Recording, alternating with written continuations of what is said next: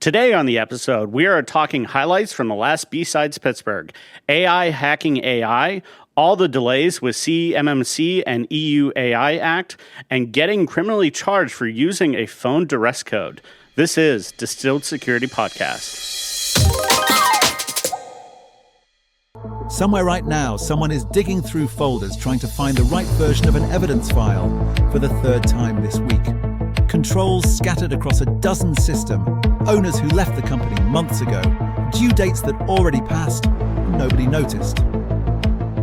It's how it's always been done, and somehow we just accept it. There is a modern, better way. Episky. Visit us at episky.com/DSP for a special offer. If you're leading a company today, you're not short on ideas. You're buried under them. More tools, more frameworks, more initiatives that were supposed to help and somehow made everything harder. Minus Partners exists for leaders who don't need another thing added. Minus Partners helps leadership teams remove friction that's been normalized over time, so execution gets easier, not harder. Less noise, clear decisions, faster execution. Minus Partners. What you remove defines you. All right. Welcome back to Distilled Security Podcast. It's been a little while since we've actually met up here and everything. We were talking, and I was like, wait a minute. It's like BSides has been like 2-3 months ago. And it's like, no. It's been less than a month, you know. And right. Feels like last year. I know, right? And with all of us, I think we've all had a little bit of travel and some vacations. And you have a new kid. person. Yeah, in child the number family 2. and everything. So, yeah, I think all of us kind of combined, we've all been kind of busy in our own ways and everything. Oh, yeah. So, yeah. We're going to have to start putting a schedule together for when we're going to do this. I mean, we try, and then it ends up as like, this is the only day I can do this. Right. I'll just send a meeting invite for like the rest of the year. Yeah, Perfect. Exactly. And then it'll blow up, and then we won't be able to do it. Right, So, right. Yeah, exactly. Best laid plans. Yeah, exactly. But yeah, I thought we'd start off the podcast here with, since we haven't done this since BSides Pittsburgh, and we talk about it a lot for the upcoming thing. How'd it go, into this? So why don't we cover maybe some numbers, like how many people attended and all that stuff? Yeah, I think for one of the things we always like to figure out is what's the no-show rate. And this year, I think we might have had one of the lowest based on the numbers. I just checked Humanitycs, the system we use today. Okay. And the number of tickets that we ended up selling was 1,071 tickets. Yep. It was higher, but there were people who didn't make it, and I think we gave some refunds or whatever. But Okay. 1071 tickets sold, 914 people checked in. So it was a 15% no-show rate, the best I think we've ever had. I think that's really good generally for conferences too. How high has it been at times? 20 before you charge, you said sometimes it got 20 to 30%. Yeah. Sometimes people just wouldn't show up. But this time we had really good. Okay. And I think we did a lot of advertising for it and stuff like that. We also had a few other, special things this last year, some more villages and stuff like that was, part of it. Well, Okay. Four talk tracks, right? And then each of like the 3 big villages, well, I guess there's more than 3 big villages, but 3 of the specialized villages had like their own sort of content throughout, right? So like Wireless did, the Career Village did, and then the ICS did as well. They were like sort of mini talks or talk-like things happening that whole time. So almost like 4 real official tracks and sort of like 3 specialized tracks in a weird way. Yeah. Yeah, that is. Yeah, because I remember walking into the Career Village and they were doing kind of a moderated panel type of thing. So, and that was new because last year we had speed mentoring, but this year, which I had still. Yeah, we had that as part of the Career Village, and I was chatting with some folks, and I was chatting with Annie Howard, and Annie helps us, does a tremendous job on the organizing committee, and she said that she and some other folks. Did you help with the? I can't remember who else was helping. I observed, but I didn't. I mean, I've helped at the career the speed mentoring in the past, but. And Marissa may have helped a little bit with the Career Village, and she did a fabulous job with the volunteers as well.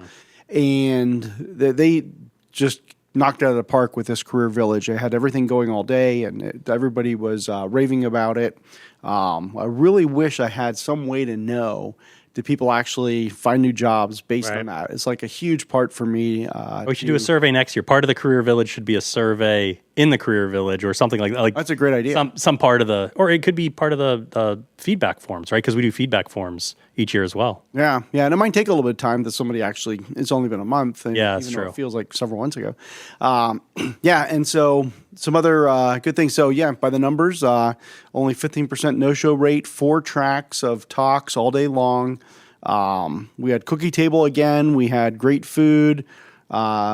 And there were more than those. So those 3 villages you mentioned, plus Lockpick Village, plus the Capture the Flag, is in itself a little bit of village. I miss anything? I think I got them all. Those are certainly the big ones. Yeah. And then one of the things we did this last year, which we haven't done before, is walked around with a special for the sponsors. And we said, if you sign up today and make your deposit, we will keep you at the same price as last year's rates, because prices are just going up. We're going to definitely going to raise. You required a deposit same day too? We had if they did a credit card if they're deposit. interested, it's not required. I mean, but if they want to lock the price. Yeah.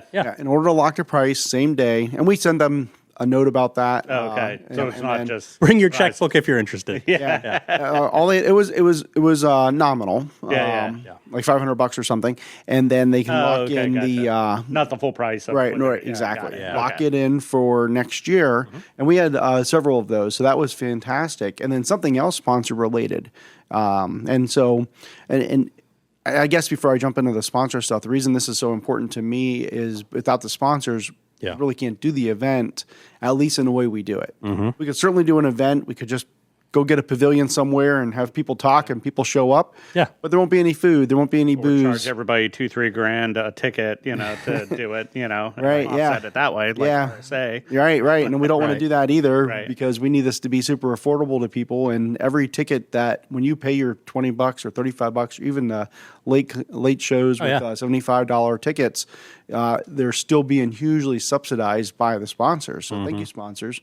And one of the things we're already seeing is that sponsors are already grabbing up space aligned with the villages, which is so cool. We were, I don't want to mention names of major companies, but I heard like a major company that has huge presence here in Pittsburgh, but is global, walked into the ICS village, a person from there, and looked around and said, "Why is my company not a sponsor here?"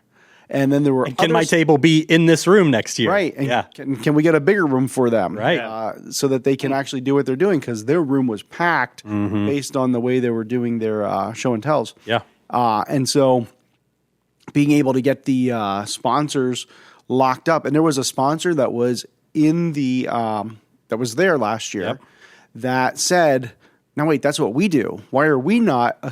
How do we get to be in that same room?" And so I'm thinking that's the whole thing. So now we got to start aligning sponsors with these villages because they're your people. And did I see even some recruiters want to be in the career village, right? In a more official capacity than maybe they had been in the past, right? Yeah. So if you're a recruiter, a great recruiter, and I can't go find all the sponsors myself. Help. Nobody can. Right. But if you're listening to this and you have a sponsor that a vendor you really love, and you think that they want to be part of helping the community just grow what BSides is, tell them to go to our website, sign up for a sponsorship slot, and at the price we're charging, especially compared to the 6- and 7-figure prices it costs to be at something like Black Hat. Of course, we're not going to have tens of thousands of people there, but we have 1,000 dedicated Pittsburgh cybersecurity people that are going to be coming around to your booth. Please, we want to make this even bigger and better and keep it going. Tell your suggested sponsors. But even the fact that you say Pittsburgh, I won't steal anyone's thunder about the after party, but at the after party, I know I was talking to a couple people about the draw that the event actually has. I mean, people drive in from a decent radius. DC, Rochester. Yep. There were several speakers Cleveland, that were Columbus. out of town. Oh, yeah. And everything that we met, into that. So yeah, some speakers fly in each year. Yeah, and you got to really appreciate that because they're like, well, can you cover my hotel? BSides doesn't really do that. Can you cover my travel? BSides doesn't really do that. And so they come here on their own Your time. ticket. Yeah, but to BSides. But they make it anyway, which is fantastic. To B-side, clarify, Yeah. And so, and a lot of people say, well, when do you start planning again? Well, this Monday we're planning. Yeah. That's the first planning meeting is Monday. Yep. Just next week. And there's already been, I think, quite a bit of chat on it in some of the threads. Yeah, lots of lessons learned that we're talking about. And last year, people said, this was the best one yet. This year, people said it was better. And so, like, I don't know how did we top that? We just got to keep figuring out ways to make things better. It's nice when your own event is a tough act to follow. Yeah, right. Right. And then, you had mentioned, Justin, that, so we always do an after party as part of BSides. We do it inside the casino. And then, like 5 years ago, a number of us decided, well, we just need to keep it going. So we went somewhere. And then the next year, a couple more people came with us. I mean, haven't we done that almost on the inception of BSides? I feel like. At least there was a small group of us that would. There's always a small group that goes somewhere. Like we find a bar, keep it going a little bit, type of thing. I mean, I remember going out. It was at Lawrenceville, that one big stage. Is it Lawrenceville? Yeah. It was our Spirit was. Yeah, and then we walk down the street a little bit and get that flaming drink. Oh, industry. Yeah. They make the smoked cocktails. Yes, exactly. Old fashions. And we would just keep it going and everything like that. But to your point, since it's been down at the casino.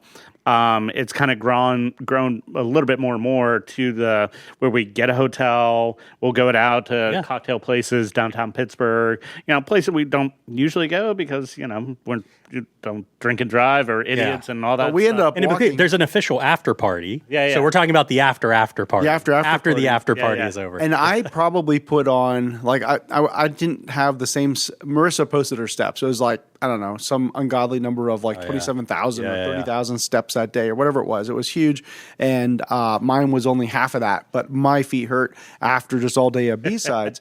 And then what we would do in past years is how would we get downtown from the casino? We'd end up just walking, and then we would walk back. And we put miles and miles on, and even after the event, as part of getting more cocktails, and then we always end up with pizza somewhere. The 2 years ago, or was it 3 years ago? 2 years ago. 2 years ago, we went to a place on the north side. It's kind of like a house that was converted into a bar, and they make scratch cocktails. There, people just understand exactly what a perfectly balanced drink is, and you just tell them a little bit of what you like. That was what Rick introduced us to that 3 years. Yeah, what was it called back then? It was the Leo. It was Leo then. It's the Lion now. Yeah. So he introduced that 3 years ago. Yeah. So we went over there. 2 years ago, we went. Tried there. to go. Yeah, we all pulled up, 30 of us at the same time, doing swinger style, if you know the reference, all taking our own cars there. We all pull up, and of course there was a sign on there that said, closed for a private party. Well, it was even in some ways kind of funnier because it was 6, 7, 8 Ubers just unload in front of this place. And the first people that are there are just looking at the door sad. And then other people keep unloading cars. And there's a small group of people just standing at the corner. It's okay, what's next? Isn't it nice to know if our party that they didn't let in was bigger than the party that was happening? Yeah, right? Yeah, that's true. We'll never know. Well, it was actually funny talking with the guy that runs a bar. He actually remembered not only us, from 2 years ago at that point, but also what party it was, that took up that last year. Oh, really? Interesting. What a great memory. Yeah. Well, but so we were disappointed that 2 years ago we couldn't go, and so the solution was. And damn it, what did Justin do? Or a year ago, or whatever. Yeah, last year we couldn't go there. Last year, so what did you do? Yeah, we rented out the place and everything, and it was a phenomenal time. It was great. Distilled Security Podcast sponsored it and everything. We had to go. I think we advertised it as 2 hours, but it was 3.5, type of thing. Stayed until We wrapped up. Yeah. Yeah, and it was pretty reasonable. The tab only came out to like $2,000, and we had to put 1,000 down for it. So, but yeah, all in all, What was funny is a whole bunch of people came in at one point, and I'm like starting to sweat. I'm looking at all these people. They're going to the bar. These drinks. They're not and one expensive. bartender They're- left. Oh yeah, Yeah. she just like ran out. Yeah. And then she came back with a bag of ice. So Yeah, exactly. yeah. But that was the time it got really busy. She ran out. It got really busy. I'm like, this Oh, is no. gonna stink. So then I'm Because like, it was busy in there. I mean, Yeah, it was yeah. like, yeah. yeah, it was. And back I to said to Justin, I'm like, oh my goodness, Justin, did you get a little like see where the tab's at now? Are we like way past our budget? What's the interim? Yeah. He's like, no, we're at like $800, and we had each budgeted $1,000 to Yeah. put into it. So Keep it rolling. We're like, yeah, drinks for everybody. That's fantastic. Yeah, total without it was 1,900 essentially without Yeah. and everything. We have some stats on the numbers of drinks. Yes, I mean all of this. So overall was their infused cocktail. And that's like their thing. yeah, I mean they have a whole. What does that mean? They infuse their own. So they liquor. have a whole bunch of bottles that they infuse with different stuff, and then they'll make those cocktails that they have up on the board. So if you order a cocktail, probably off the board, it's an infused cocktail. And so that'll be like, hey, we had this bottle of tequila we thought it would taste good with hibiscus. So we added hibiscus. elderberry, something yeah, like and that. here's a. And yeah. then that cocktail on the board would be that, and that was their infused cocktail. All right. Well, and it'll just say cherry whiskey or whatever. or elderberry margarita. Right. Yeah. And then you say, hey, I want something with this spirit that you've infused, and they're like, oh, okay. And sometimes Yeah. they ask you And then questions, you or could do- sometimes yeah. it's just that, whatever. But they want. we had 4 non-alcoholic Guinnesses into this. Not sure. There 4 Tito's, 1 Miller Lite, 1 High Life. We're not shaming. Drink what you like. Yeah, some other stuff. 2 Jack Daniels. That's what I'm shaming. Like you have a whole bunch of better stuff there. I'm just wondering if that wasn't just part of the base for somebody's cocktail. I don't think so. Jack, and they probably just ordered Jack and Coke. I'm glad there's maybe. an odd number of half pints, though. Like 1 half pint is okay. If it was 2 half pints, I'd be unhappy. 1 PBR. Oh, okay. Yeah. How many cocktails though? Did it say? Yeah, 109. 109 infused cocktails. Coming out to $1,425. And then there was a couple of people got some food there, and we're looking at the food and I'm like, I'm getting Yeah, kinda that was one hungry. thing that was a Got takeaway close. from the after party is if we're gonna do food, we should definitely order pizzas or something like that. Yeah. I think would have been a better, We can talk to them about it, or have a stop right after, whatever the thing. Yeah. Like we'll have a solution. 'cause that's one thing negative about that. I mean, their cocktails are phenomenal. Their food situation is like, do you want a pepperoni roll or some chips? Yeah, they and used- it's like, They had like a couple other things. They had like some toasties and stuff like that. But yeah, I mean, also it's like all microwave. well, I wonder. I almost wonder. I mean, I don't know if it would be allowed and what the zoning is, but like maybe it's the lion in a food truck or so. Like I mean, I could see something like that could work if the parking is okay and all this stuff. Oh, that's very interesting. Yeah, we'll have to look at that. We had Because I'd be interested in doing that again. I mean, I like the place. I think. oh yeah. So I'm pretty good friends with somebody who runs the oven food truck. Oh. So Okay. FYI. Yeah, that's interesting. And the food truck that we got for a graduation party was a Mexican food truck, and the prices were super reasonable too. Yeah. However, the thing I really look forward to after the drinking of the after party is we've always gone over and ended up at was it Giovanni's? Giovanni's, on yep. 6th Street. And tradition. And we get pizza. We just order a couple pizzas. The pizzas are huge. Yeah. And they're delicious. And they come out like piping Super hot. Yeah. Yeah. And we just sit there and we get down to the last piece, and then we cut that piece in half, and we're like, who's going to eat one of these? Yep. And then we cut that one in half, Yep, and then we yep. cut that in half until it was just a bite, and then somebody finally ate it. And it was funny, like this year, because we were talking about it. It was like, well, we'll just go straight there and then come back to the hotel. Like because we were talking about doing something else. We're like, no, we'll just go there. we were going to go to what's the other place? Warren. Yeah, the Warren. Yeah. We were like, all right, let's go there and then go to the Warren. And the Warren stopped selling sushi at like 10, 11 or 10. 10 so or 11. And we got there and there was none to be no food at the Warren. So we're like, we get bigger eat at this point. Yeah. Nice. Cool. Yeah, great. So I think we're going to do that again. I would next yeah, year, I- absolutely think so. And BSides Pittsburgh is going to be bigger and better, obviously, for the following year. I think we're trying to say, I should actually just look real quick here. The date that we're trying to get is that Friday again, and I think it might be July 9th, but we'll know by next episode. Yeah. Actually, I might have it here July right now. 9th is the Friday. July 9th. Yep. So right now we're tentatively, so I have the casino contract close to July 4th. Just being finalized and put in for me to sign. Yeah. And it's for July 9th. Yeah. You're not concerned with it being close to a holiday? The week of the 4th. Well, take the week off. Yeah. This last time was a similar situation. Okay. Yeah, that's true. So, and it was $250 for America. Oh, yeah, right. The 4th was on Saturday, and then BSides was on the Friday after the 4th. Okay. Yep. And it was best attendance, so hey. Yeah, there you go. Let's see. Now, actually, it's somebody who was away for the week of the 4th, and they said, I decided to stay on vacation on Friday, but to come back on Thursday. Oh, yeah. So I could be here for BSides. Nice. That's cool. All right.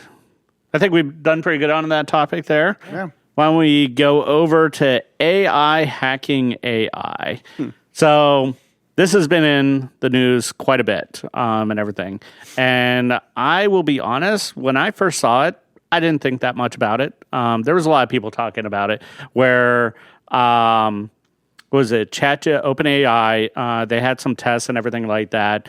And it accidentally broke out of some of its containers and started hacking Hugging Face into this. Have you guys looked up on this incident here? Oh, Yeah, and I can share a little bit more of the summary if go you ahead. want. So, and I'll attribute everything I'm going to talk about here from a really good article. I don't know. I think dozens of people, probably more, came together and wrote for Cloud Security Alliance a paper, Hugging Face Incident Initial Postmortem, published on July 27th. Version .8 was the one I looked at. And so you can go to cloudsecurityalliance.org, and right now it's on their main page, a link to it. So we can put a link in the notes, right? Yes, absolutely. Okay. And so in July, OpenAI's models, they broke out of the sandbox environment during an exercise, and they hacked their way into Hugging Face because the models determined that the answers, and if you think about this, I read several articles, so I'm going to interject some other things I saw, is that when they do this, they kind of do it like capture the flag style. And so they have their AI models, their security, their cyber AI models, and they're like, well, how good can you do at getting to the goal? It's like time trials and quality trials. Yeah. And so they tell them this is the goal, and they say you're in a sandbox environment, and so everything's on, nothing's off limits because you don't have no access to the internet. So they thought, and the and so what happened was the AI model figured out that the best way to get to its goal was, Hugging Face. That's probably where the answers are. There's an answer key. Let me go get the answer key. Exactly. Yeah. And so they decided the best way to get the answers is to cheat on it and cheat on the test and go look them up. So according to OpenAI, to conduct the test, they disabled the model's safety guardrails like they do when they're doing these kind of tests in a closed sandbox, and then run them in the environment. The only internet connection that was there was a proxy configured to host software packages. And the model recognized it was behind a proxy. It exploited an O-Day to gain internet access. And then because the models thought the answers at Hugging Face, they chained vulnerabilities together to get full remote code execution on a production system at Hugging Face. And once inside, they harvested cloud and cluster credentials to spread to other systems as they look for the answers. And what's cool or interesting is that the intrusion lasted 4 days. 2 days on recon. 1 day they went silent. Yep. The AI decided stop. And then 1 day of super intense activity. And so Hugging Face, they tried to use, and some of the stories out there that people may have already heard, but they tried to use some of the leading, they called it Western models, like they tried to use OpenAI or Anthropic or whatever in order to see if they could analyze what's going on.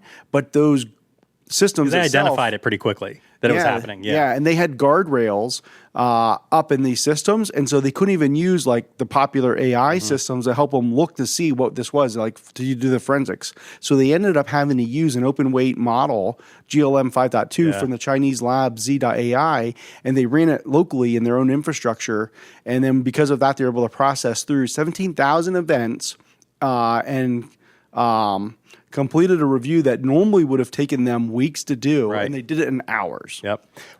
One thing editorially that I just think is hilarious about this story is, so OpenAI was asking its cybersecurity models to perform this test. It's like, this test is really hard. It's going to be easier to actually do 0 days and actually break into like the areas that have the answer keys than it is to answer the academic security questions. Right. That's funny. The fact that it's easier to do a production like hack in a 0 day than to answer the questions, I think says something about the state of security. I mean, isn't that every college student right now just going to AI to ask it stuff? I suppose, but like there's an evaluation because it's just easier to look up the answer. If it thought it would be easier to just like perform and execute against it, that's what it would have done. It thought the path of least resistance was to do production hacks. Let's just go where the answer key is. Yeah, wild. right. Wild. Yeah, and so some of the things I really liked about this CSA, Cloud Security Alliance article or white paper is that if you look at section 6, it has a section on what CISOs should do now. And that's always my favorite part of these conversations is, well, what advice do we have for people? Now what section? Yeah. And they actually broke it down by what to do this week, this month, and this quarter. And so, and there's so many other great pieces, like just, I won't go through all this stuff in the article, but they had defender takeaways, they had agent operation takeaways, and what CISOs should do now. So for example, a couple of the items for start this week is implement agent and coding assistant specific controls, like get your governance in place, ensure access to cyber capable on-source models, confirm complete agent telemetry. They go into some details and explain what that means because just those words don't mean a whole lot on their own. And then they go into like what to do this month. Test rapid recovery and deployment deception controls. So put honeypots out essentially and have systems out there, because one of the things they noticed that the AI did was it didn't exactly act like a human would, and it would do a lot of bad commands in a row against things, and like a person wouldn't just do it that way. And it went down past that, like if you're pen testing and you started going down a path and you're like, this isn't the right path, it kept going. And so it set off. So these are the kind of things that they were able to see in those 17,000 events that left them think, okay, this is this is automated. So if you can set up traps to capture that kind of weird behavior, then you can know sooner.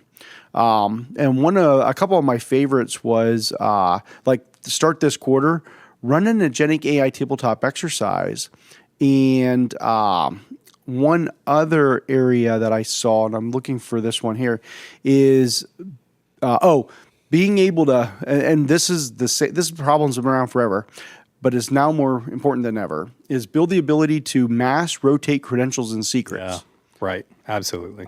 And let me find the other area. And it's basically around having two different Agentic AI response teams. You should establish two different teams. One team to respond to outside attacks where you're the victim, and another team that is trained on how to respond when your firm is the one doing the attacking of somebody else, and it comes back to you, and you need to figure out how to turn this stuff off. Playbook. So like if you are accidentally the bad actor versus the bad actor is getting after you. I wouldn't think you would need a totally separate team, but there are definitely scenarios. Yeah, there are definitely scenarios you should have in your IR, into that, and practice that and get trained up on. Yeah, and it might be different groups, like the people you'd want to have on your on your team. If you're the one doing it, is 100%. Who's the product team that actually built the thing that's actually going rogue? You need them involved. You might not have the product team on if you're getting hacked, and that's more your traditional response team. Yeah. Interesting. So this didn't just happen to OpenAI, though, did it? Well, Anthropic is another one, Yep. right? Broke out of testing, stole credentials, compromised databases. I mean, was it 4 servers? I think something like that. Anthropic had something very similar, and they work with. Do you remember the name of the company that they work with? I just had it on my. We were just talking about it earlier, and it is an organization that helps with the like the capture the flag events. Helps. Oh with yeah, that. And they were saying that they have seen these different things. Mm-hmm. And then today, as I was driving up here, I was listening to the Cyberwire podcast, and they were talking about how Meta just came out and said that they've had their systems break out of sandboxes. Mm-hmm. Yeah, and it's interesting because I brought up before this, so I put something in the show notes from Project Discovery. I don't know if you guys know. It's an up-and-coming vulnerability scanning. They won some awards at Black Hat DEF CON or something like that, type of thing. But the one person who wrote up this article on the initial Hugging Face one was basically said, this happens all the time. Right. In fact, toward the end of the article, specifically, it's coming back to it, we've seen this kind of thing happen ourselves. I wouldn't call it unprecedented, and they were saying and they took what was surprising about this one is how they basically just let it run with that much room to operate. Right. Yeah. It's days of stuff and not really checking in, just use as many tokens as you want. Just go get the answers. Yeah. Type of thing. And so, that might be a really interesting, why, I'm sure they're spending tokens like it's water over a waterfall. Oh, yeah. Type of thing. So, a little bit of, one process using, millions of tokens is okay. Well, and especially I think if you're testing models, you don't necessarily know out of the gate. You probably have some assumptions, but how hard it is for a model to get from point A to point B, that's part of what you're testing, right? It's speed, it's quality, and it's consumption. So I would expect maybe some breakpoints or guardrails, but I don't know. Maybe it's just so new. Maybe not. Maybe people have thought of it. One thing that I was curious about, so I did a little bit of research on it. I was like, well, wait a minute. If a person did this, you would be subject to criminal penalties. Let's say I had a bug bounty program. Well, Computer Fraud and Abuse Act, right? Yeah. You would so I was like, is this a thing for AI agents? And basically, it's all very new application of old law. Right. But the current theory around it is, so there's this thing, and it'll come up later, so I'll test you on the term. Mens rea means guilty mind, right? So did you have the intent to do the thing? Right. So apparently the Computer Fraud and Abuse Act requires intent to do the bad thing. Well, the agents, or certainly the people responsible for crafting the agents, typically would. It's not like they meant for their AI agents to break containment and go do stuff. So criminal penalties, no, but there was a note around but there is the expectation there could be civil liabilities. Yeah, and that's, it has had certain things, because I remember, and I think there's more than one now probably, where, people are asking, how do I commit suicide? And, AI is trying to be helpful and maybe do this with this poison, with this, this is probably available. And then they end up committing suicide. And then the parents find out the chat history, sue the AI company for assisting, where, again, you're looking at, computer versus exactly non, type of thing. So I was also then thinking, again, why not be in the predictions business, right? It's also obvious what's going to happen. But I was also thinking, I won't be surprised if in the near future, cyber insurers start asking a question: do you develop your own internal models or your own agents? Because there's potential risk and liability associated with breaking containment, popping other companies, and then if those other companies want to go after you for a reason, that's not necessarily just using your own model. If not using developing when okay, and just consuming models, right? Yeah. I did find something pretty interesting around that for some recommendations. Really? Yeah. So one of the recommendations that came out of some of the research I was looking at is understand how your cyber insurance will think about harmful actions taken by autonomous agents. Good. Yeah. Review the definition section of your policy because if it has a definition that a rogue internal user is different than a non-human entity, they're going to plug that. I mean, in months, if years, if not months. Like, I mean, that's got to be coming. And so right now, if you're typically with insurance, if you have a rogue user do something bad, your insurance is going to cover because it's a human doing something bad, and that's why you get the insurance, and you have all the policies and everything in place. But if it's a non-human entity doing it, then what? Yeah. And this is where, if the definition today says, oh, yeah, the bad actor needs to be a human, that might already be kind of in the rule by definition. Yeah. On the defender side, do you guys think that, and I kind of have an opinion on here, but I like the question because it was a thought experiment I went through. Do you think like the concept of zero trust needs to then sort of like start to shift left in terms of like almost buzzwords in that. Well, yeah, sorry. But does there need to be drinking. like application layer periodic verification of what's going on? Like mid-session, so it's not just, I'm going to trust that this session's open and it's just doing its thing, right? Because because these things are getting faster and faster and faster, and masquerading as users more and more and more as they find ways in. I'm just wondering, are there going to be additional checkpoints or breakpoints, even in user sessions? Like, hey, you've been doing stuff for 10 minutes now. Give me another MFA code. I'm not suggesting that's the right solution, but stuff like that to try and stop or slow down or at least pause. Yeah, and I think, honestly, the way to control a lot of this stuff, it has to be deterministic, like tooling. Yeah. So you take away the tooling that it can use to do some of the stuff, Now, can it write its own, like web crawler to like drop that and compile it and do whatever? Oh, no. Maybe. What's the term? Not living off the land, living off the model or whatever. It's going to build its own tools. But which is what it did. Yeah, don't give it, something that can just like wget or something like that it can start doing stuff. And if you limit it down to the tooling and hopefully only give it like a closed sandbox, like here are the 40 tools you can use, and for this test you can use this and not these, type of thing, and kind of watch what else it does, type of thing. I think, right now we're in the Wild West, of development into this, and there will be mistakes and all that stuff. Do you remember when the internet was in its infancy?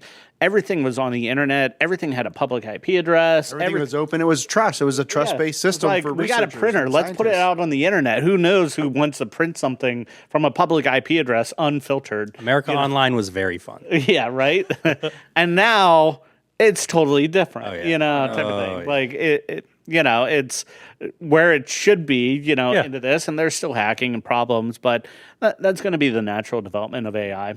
Yeah. We're going to figure out good checks, good balances, good tooling to kind of put in sandboxes that at the end, hopefully it won't be able to break out, if you don't want it to break out, type of thing. If you don't want it to break out. In security research, right, of course. Yeah, you do want it to. But then if it does, then what?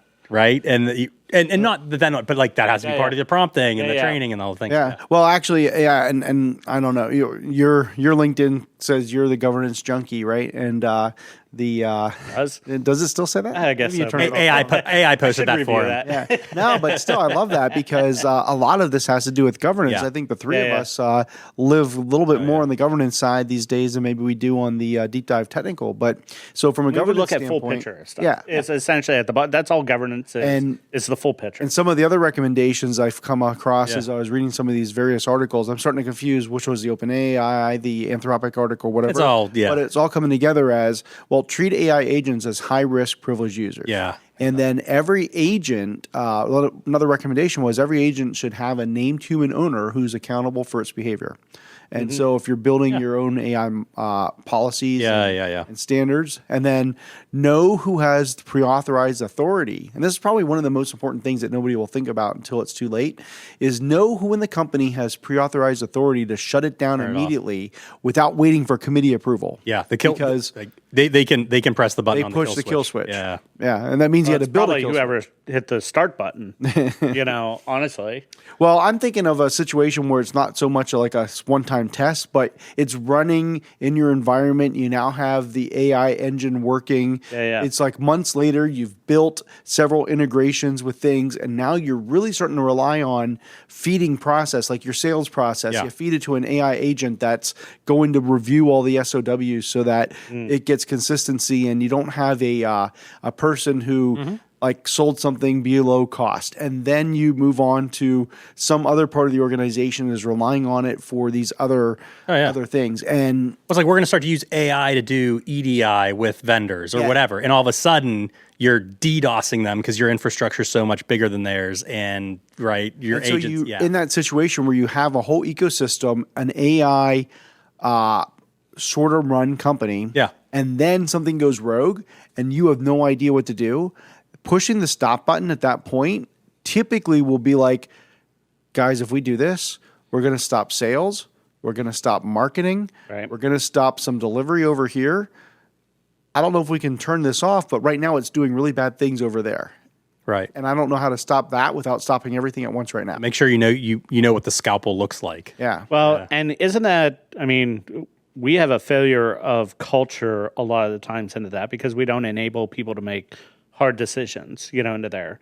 Like I remember there was a story where Andrew Carnegie, one of his things was the boss were out and he was on the factory floor, and I forget the whole story. Things were breaking. He took charge. He got it done. He got past the thing. When they came back like a week later, they're like, "Oh, okay, cool," type of thing. And a lot of You're people are somebody I can fearful for rely that. on. Right. That's what I'm saying. If Because- you don't have a good culture to say, like, we're cutting off sales, Right. Into that. Like I remember I was part of an organization that it was an international organization, and ransomware was spreading in like South America or something like that.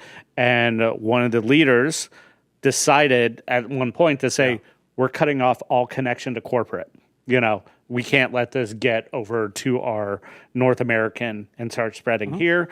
All connection is done, and this was at a director level, something that, you're cutting pipes, to your other corporate entities. Like it's not very common, but it was like, we need to isolate this, and who can make that decision, and I think a lot of the times, like, we take decisions away so many times, type of thing that people are scared to. Well, yeah, it's not only that, and I'm trying to look for the name of a book that I read, which has to do with sales, and part of it is that in order to sell these days in large organizations, you end up needing to. You can't just sell to one person. It used to be that you could sell to one person who was the CIO There's a type decision person, maker, and they would just make a decision.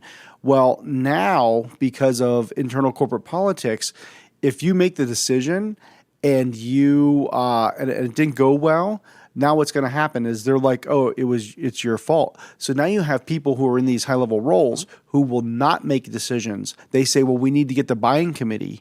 We need to do the review. It's and now in order to sell something, you have to be able to convince a whole committee. At the same time, in order to make any kind of huge change, you need committee, because the one person's like, if I make that decision it goes bad, you're all going to blame me. We all need to make that decision. And then now we can't all get fired kind of mentality. Yeah. And it's the same thing here. It's the politics. If one person has the ability to do it and they hit the button and all of a sudden sales drop and you have a miss that quarter, you're going to look at that person and be like, scapegoat, right? Yep. And so, But that's why you predefine the permission structure. which is exactly what the recommendation was. Yeah, that makes sense. I loved one of the story. I won't mention the bank and everything, but they had a literal fall off the back of the truck thing, unencrypted backup tape, loaded up on their data center, went to the archive. Who knows where the tape is? It's gone, type of thing. So they had to report it, into this. Report it, obviously, big bank, FFIC, all this stuff. So like, okay, we got a plan. We're going to create a committee. And then this committee is going to come up with some options. And we're going to create 3 subcommittees to evaluate each of these options. And then they all come back with all their evaluations. They come back to like the thing, into this. And some of the solutions were, we're going to blow up our third-party risk management. We're going to do this and that. And like I was talking with one of the people in the back, they're like, I was like, oh, okay, so you're encrypting your backup tapes now. They're like, no, we deem that too expensive. That was not the decision. That Yeah, I was like, but that could have solved everything. They're like, yeah, I know. Nope, that wasn't on there. It's just like, you evaluated this for a year. Like, how expensive was that? Like, Right. Yeah, that's a very expensive meeting. yeah, could all those meetings paid for a new backup solution? Yeah, that's exactly right. Oh, no, it's something just for the notes. I couldn't remember it before, but Irregular, which was a very unique name. Irregular is the name of the company that is the independent company that they use to conduct the cybersecurity evaluations on these AI models. So they're the ones that keep seeing it. And I believe they were also, if I'm not mistaken, the ones that Meta was using too. And so, like, I don't know which models tomorrow is going to announce breaking out of the sandbox. That's wild. Yes. Yes.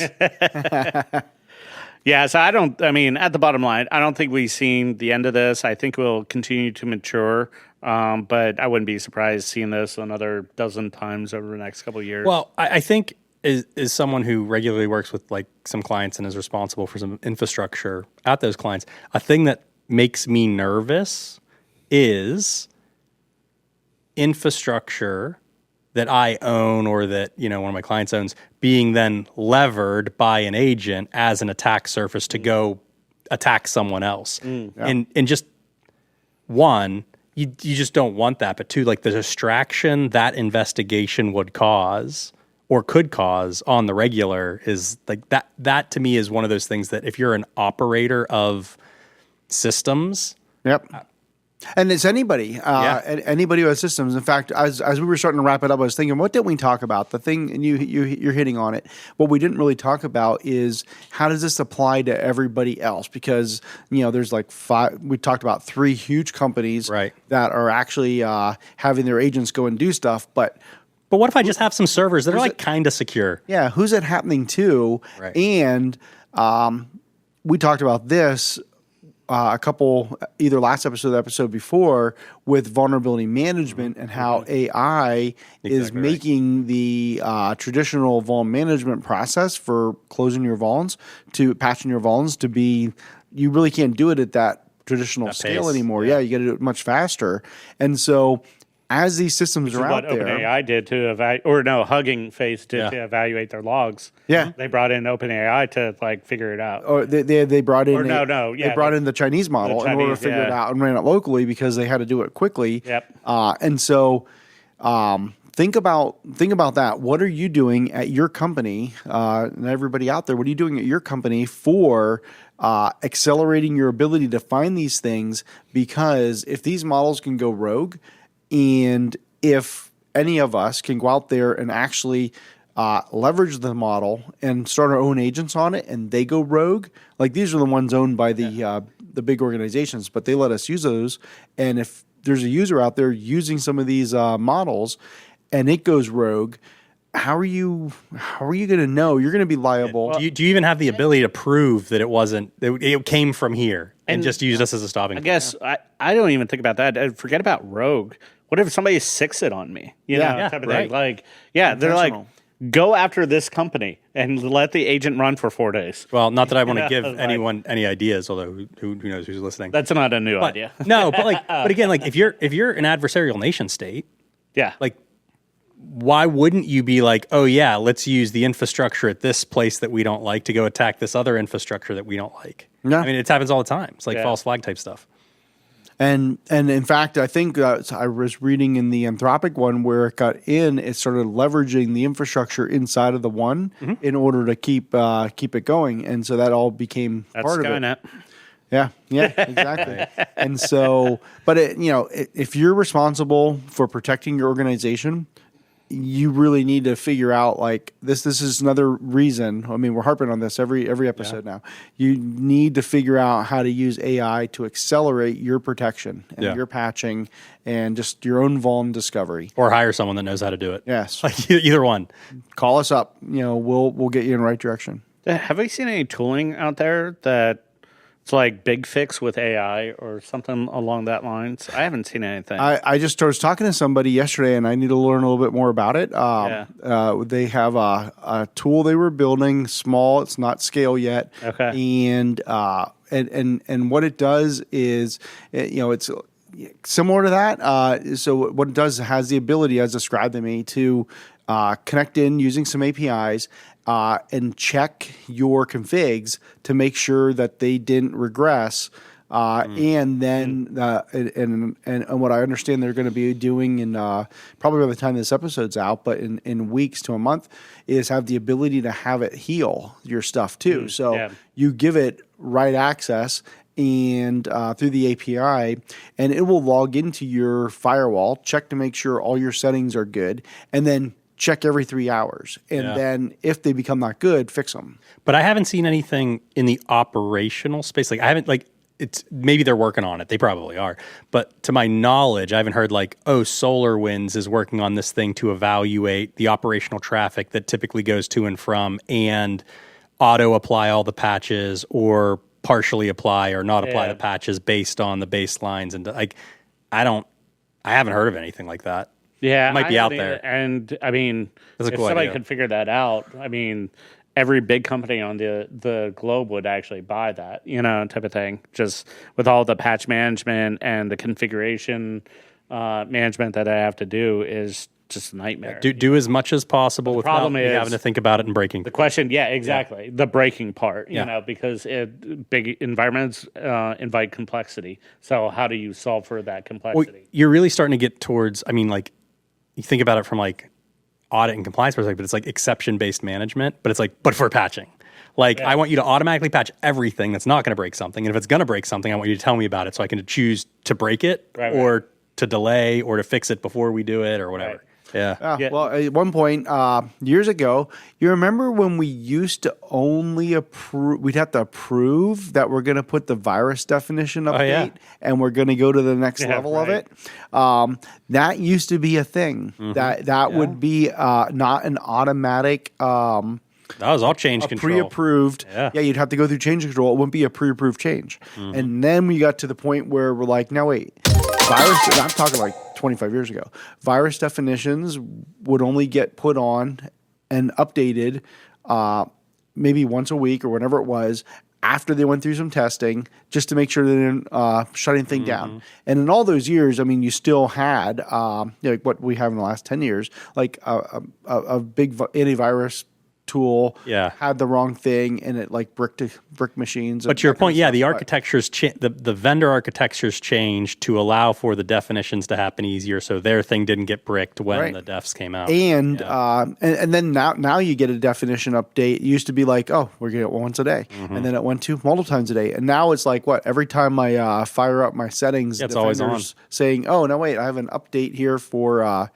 Defender. Remember, there was a few incidents that would brick a whole bunch of machines. Oh, it's painful. It's painful. The evolution is painful. But how many times has it happened in 20 years? 3. Yeah, something. On one scale. Hand, at one hand. And you're dead right. The ecosystem evolved. The last time it was what? CrowdStrike. CrowdStrike was the NOS big one. Yeah, that flagged something or something like that. But honestly, would it stop me from buying CrowdStrike today? No, I think they really solved that problem. I'm a big fan, and they're very And honestly, the argument is would you use somebody that just got breached? It's their budget for security just probably blew up. Did they care about it or did they not care about it? Yeah, right. Because if they cared about it, then they're probably way better than their competitors actually in the field right now. After a few months, the same thing. If a CISO is looking for another job and they were at a company, you're like, oh, you were at a company that had 3 breaches? Yeah. All right, we probably need you because you're experienced. Yeah. Yep. Well, I think that, if we can get into a design and mentality, I really and it's probably not a good argument, GitHub has had several incidents that put them down over this year, type of thing. Again, a handful just this year compared to years past. But basically, the way they actually release code, they don't go through big regret. They do unit tests and everything, but they really push out code, and then they just turn on the faucet a little bit to production. So only 20% of people coming to their site, get the new code, type of thing, and they monitor for errors, and if they start seeing an uptick in errors, they're like, okay, let's roll back, type of thing. And wouldn't that be something if we actually learned how to do that with patch and configuration management on the environments that we did? Like, we're going to roll it out only to a test bed or multiple groups, and we're going to monitor for alerts. Some of that exists, right? I mean, there are apps with features that are like beta channels, and do you want to have the new features up? But I almost wonder from a security perspective, it's like, do you want to be on the apply all critical patches immediate version, or do you want to be on the apply all critical patches after whatever? And it's almost like a setting in the app from the auto apply. Yeah, this is perfect because hearing what you're both saying, it's how do we allow AI to do the patching and to do it at scale, and then to take what Justin says, which we know infrastructure has been doing this, where they have the beta group gets it first, which is maybe some people in IT get it, and then a couple of days later they get certain users get it, and it wouldn't be all one group. Like, we wouldn't apply it all to finance. No, you have a couple of people in different groups. But you could theoretically risk-based self-subscribe, right? Because I use this tool for these parts of my infrastructure. Well, I want to be on the if it breaks it, I'll be sad, but apply the critical stuff right away because breaking it operation. Yeah, there's multiple ways to roll this out, but the more important thing is if it breaks, not all of finance is right. De-risk it by having your sandbox or your first group, your second group, your third group, and then everybody. Yeah. And it should be a general mixing of people, so that if it does break, and it probably will break, that the easy regression will be, okay, we'll have it back up in an hour, type of thing. So. Yeah, and actually that's one of the other recommendations from the whole articles I was looking at there is, and let's see if I can find it again, but it is resilience. It's basically get back to what we were doing when we started to put cloud in place, and it's the the pets versus cattle mentality, where it's, can you quickly get your systems back up and running,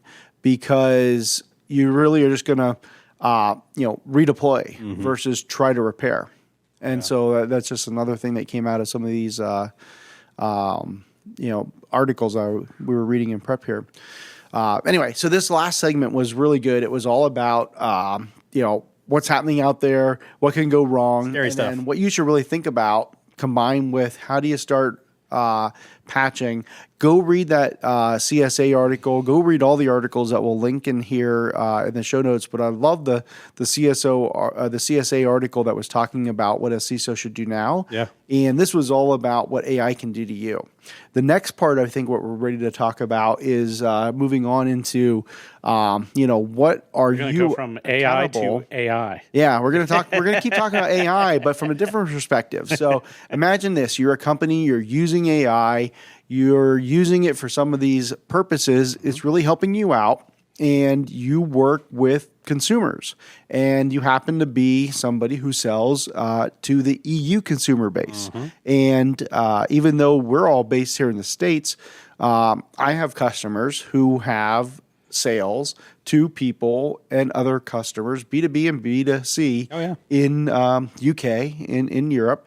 And I think all of us have those kinds of things. And so as part of it, there's something called the EU AI Act, which and I think, Justin, this was your add to the list. I just threw a couple of facts in here about it. In August 1st of 2024, the EU AI Act came into play.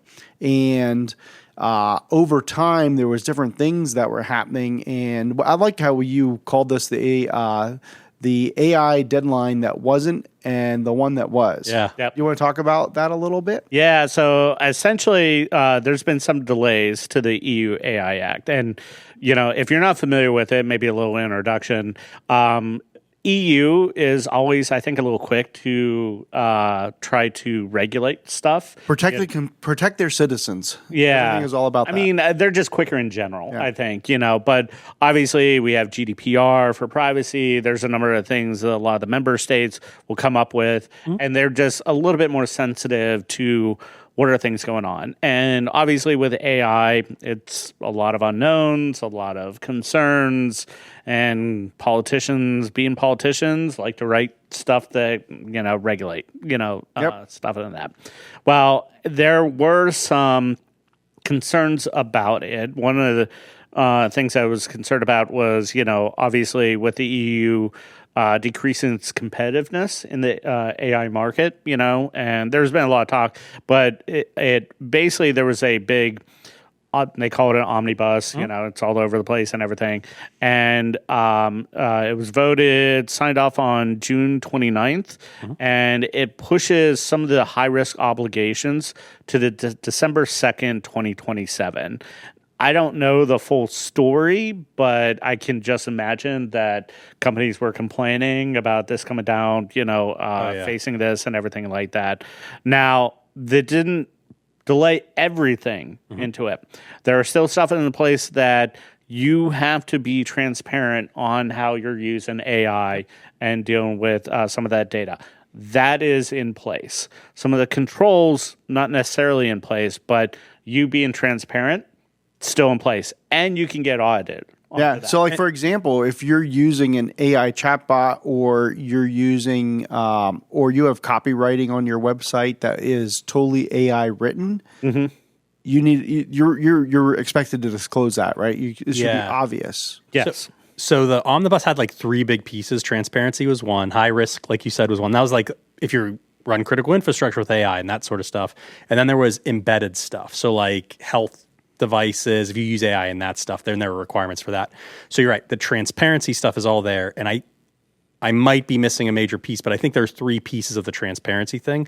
One is if a user is interacting with an AI bot, it has to sort of like self-declare that it's an AI bot. Even or a telephone system. Yep.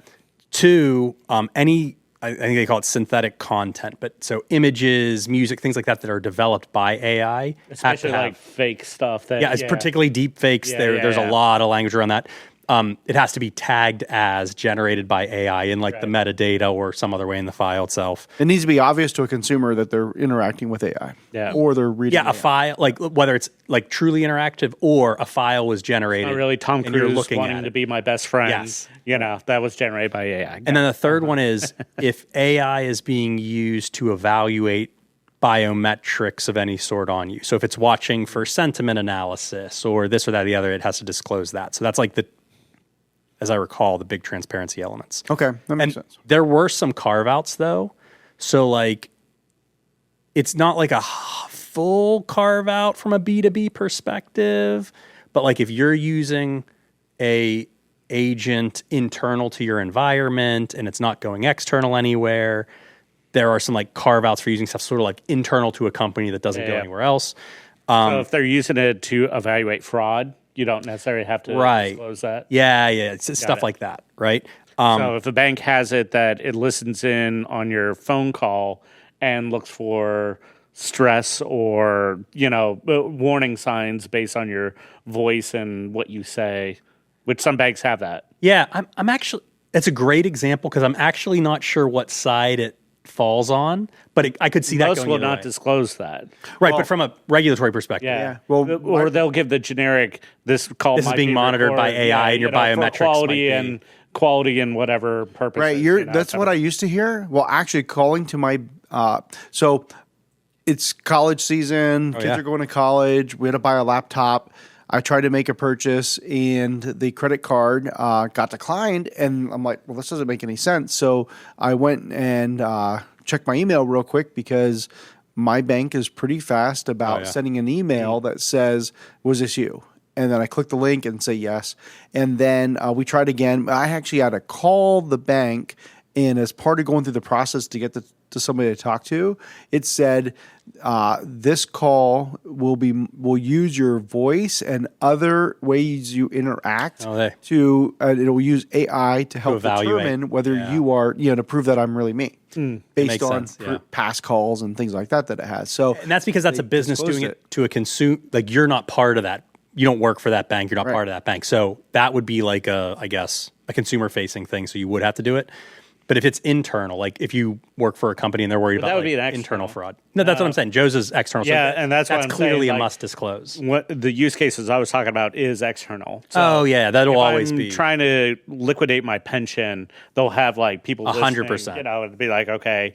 And it's not like a foolproof thing, so they use it as just another factor. Yeah. You know, so if it turns red, they're like, well, you got to go get something to notarize, you know, instead of we'll do it over the phone, you know, type of thing. But if like your internal security team is utilizing AI to evaluate like Logs. activities and logs and stuff like that, you don't necessarily have to say, I don't think if it's closed ecosystem and et cetera, you don't necessarily have to disclose that sort of thing. Yeah. So an important piece of this whole thing is August 2nd, which was about a week ago or so. Some of the stuff that didn't get delayed is the enforceable part. So the transparency rules we're talking about, it's called Article 50, and users must be informed when interacting with AI, and AI agents and deepfake content must be labeled, and enforcement begins for applicable provisions of this. And so you're thinking about, well, what do you need to do? So if you're a company that is selling into the EU and you're doing some of this stuff, and Justin, you started hitting on this, the audits could begin. And it's, even though the rest of it's not there and that they're not all tuned up in order to be ready to go, what I was reading is it's so easy for them to be able to say, oh, have you done an AI inventory? Oh, yeah.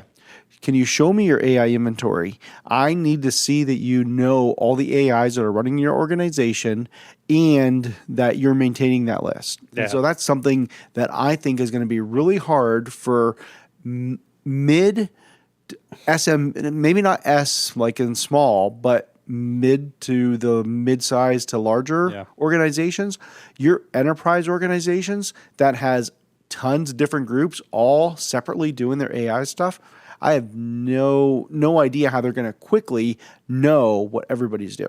And you're dealing like with this at where you're working right now, and it's not only that. Like there was also an article where I was reading about that it's not the direct AI interactions that you're doing, like the development or incorporating OpenAI or Chat Copilot or something like that. It's the indirect ones, like Salesforce has an AI component. This third party has an AI component. Third party has an AI component. I mean, you go log into Slack now and it says, hey, push the button here and we'll summarize your to-dos. Exactly. So it's like, how are you going to, like, and especially if you don't even have to pay anymore, they're just like, here you go. Well, I anticipate a lot of those how the default like email blurb, like in Zoom, oh, you're being recorded, all that stuff. Like, we're just going to see, honestly, like a lot more disclosure language in the user interfaces for all these free services over and over. So it might just be easier if you're a company. So one of the big things, TPRM, third-party vendor risk management, one of the hardest parts of that is making sure you have a complete list of all the vendors that you're using. And one of the first path I go to is, hey, can I go to AP, accounts payable? Absolutely. Please dump me out a list of all the people we've paid over the last year. Let's feed that into a system and start to organize this up just to see who our vendors might be, so we even know. Then we can start to go and start classifying them. We're not going to make this about TPRM. We're going to, well, what else can you do? How do you go through each of them and say, well, which ones have AIs built in? And it's going to take a little bit of time. You're just not going to do this overnight. And you get your list together and you start saying, oh, well, we use, we use Slack, we use whatever, and here's how AI is built into it. So now we've inventoried it, and that's like the next step, knowing what you have. Well, and it's funny, like it puts me in the mind of like Justin and I were looking at some contract language. Oh, I don't know when this was, like several months ago. And there were some like AI components. And at one point there was a thing where it's like, oh, let's talk about all the tools in this ecosystem that could be AI enabled at some point. And it was funny when you looked at it because you're like, well, kind of anything that could which be. ones wouldn't be? Yeah, right, exactly right. So I mean, my Apple Mail summarizes my emails, for me. I don't pay for that. Like, that's just Apple Mail doing its thing, and it's AI. I was thinking, while I was talking about the AP part, I was thinking, what are all the free things that we get and we have access to that we're using? And it's any kind of you got to draw the line. What is our definition for what is in scope for this? Is it something, and especially with the EU's AI Act, it's all about, you think of the context. It's what are they trying to do? They're trying to protect the consumer, the citizens of the EU, and how will this use of AI in this system do that? And I think most free stuff is going to end up self-disclosing.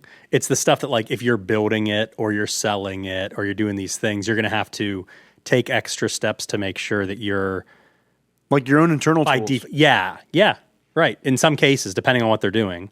But even if it's not, so like if you have a company and you sell AI stuff to another company, right?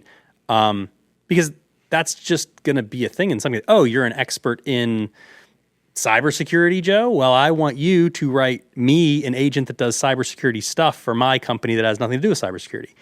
All right. Well, you're selling that to me. All right. If someone's interacting with it at some time. Yeah. No, it's not just OpenAI, but it's like we implemented an OpenAI tool in order to solve a problem for you. Well, then now you have to worry about that company. So if I'm making a GRC solution and selling it, and it's going to automatically have a chat bot that tells people, like tells clients your policies, like, well, it's not theoretically. Yeah, theoretically. Am I releasing roadmap features? No. It's in there. It's in there. That's right what I thought. Now. All right, yeah, that's what I thought. 100%. Yeah. That's not theoretical. That's actually an awesome feature. Yeah, it's very cool. But so if you had that though, like you're selling it, you have to disclose. Oh, this is not your chatbot. This is Q, and I'm just a person named Q. No, this is an AI agent Q, but I'm here to help you with your AI policies. Yeah, and we even have, because not all customers like AI as much as others, so there's a button to turn it off. It's like, okay, then that'll be off. But yeah, I think you guys talk about this, and a lot of this, if you're going directly with Anthropic or OpenAI, I mean, those are the easy solves. It's the ones where, like, I use Intercom, which is the little bubble, that does the stuff. They have a whole feature set to turn on AI to digest your help documents and analyze previous conversations to automatically answer the client when they message in, and hopefully do that. And now you could talk to the head of customer support, Monday, and they're like, no, we don't use that feature. Okay, great. You don't use that feature. Friday, they click the button, and now it's on. But I do think it will be on Intercom in this case, the same way it was on Zoom, or Teams. Yeah. Hey, your stuff's being recorded. Like, there was a very short amount of time where there were questions about, oh, do I have to disclose that we're recording this call or whatever? And then the vendors were like, oh, well, I have to put this banner up every time someone clicks this button. Right. And now it comes up all the time. Well, but I guess that's kind of the thing. Us as governance folks, we want to make sure those things are in place before the button turns on. And it's so hard with these third parties because we're not the admins to it.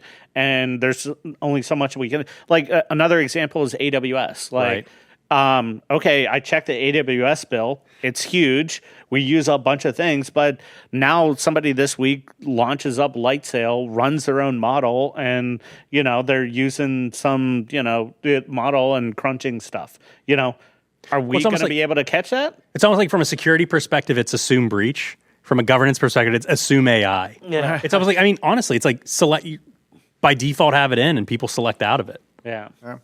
So that's the thing. It's like, it's going to be really hard to put those gates in. And you know what? It's not unique to AI. Obviously, it's magnifying the situation.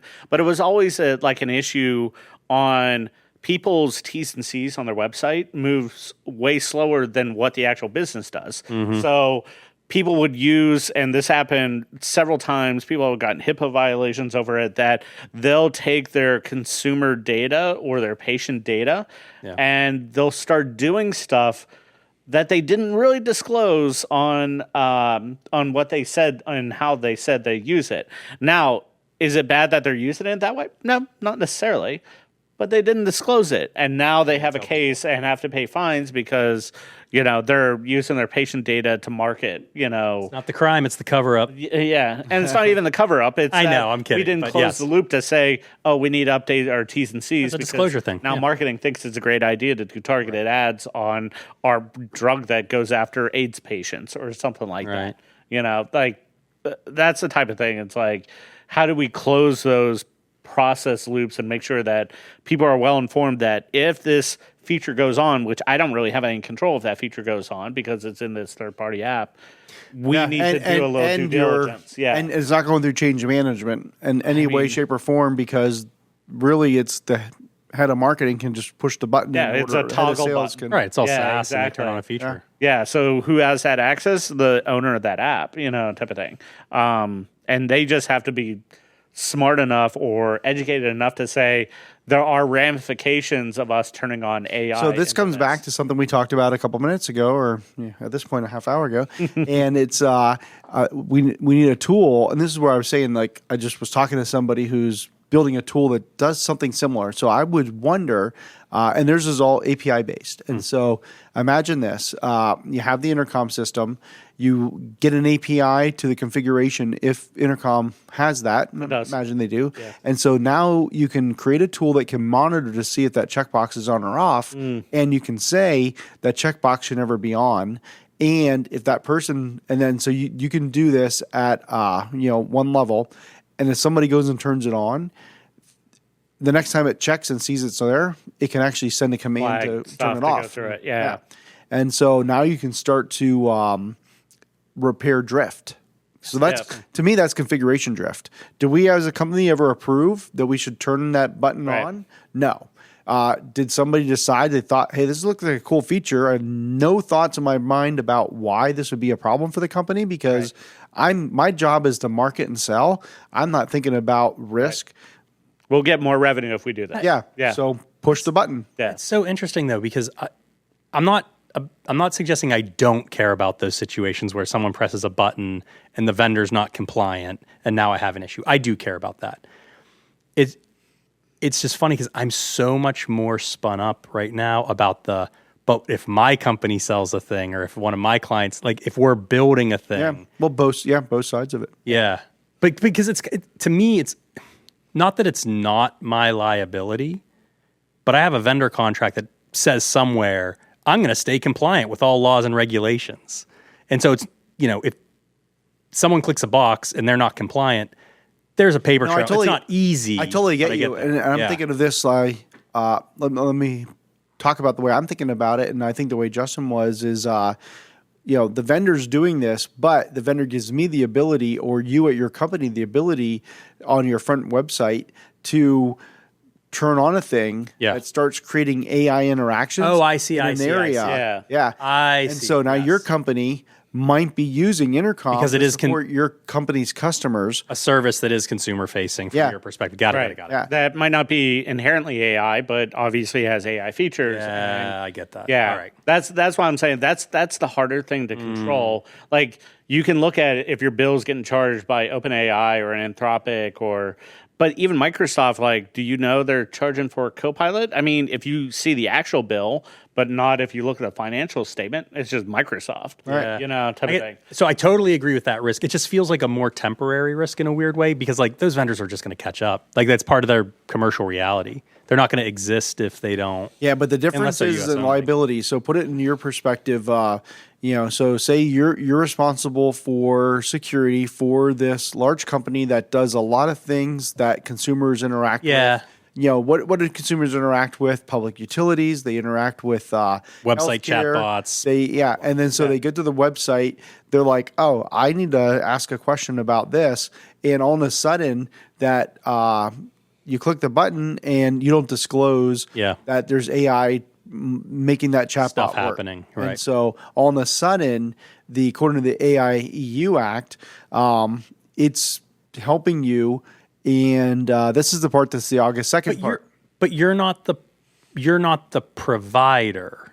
Like, no, I'm saying you are the provider. It's your company. You actually empower your tools on your website with some third party, and you're putting the tool there. That third party that you're using adds AI functionality, and then your marketing person or your customer help desk person pushes the button to turn on the AI functionality, and you didn't prepare for it.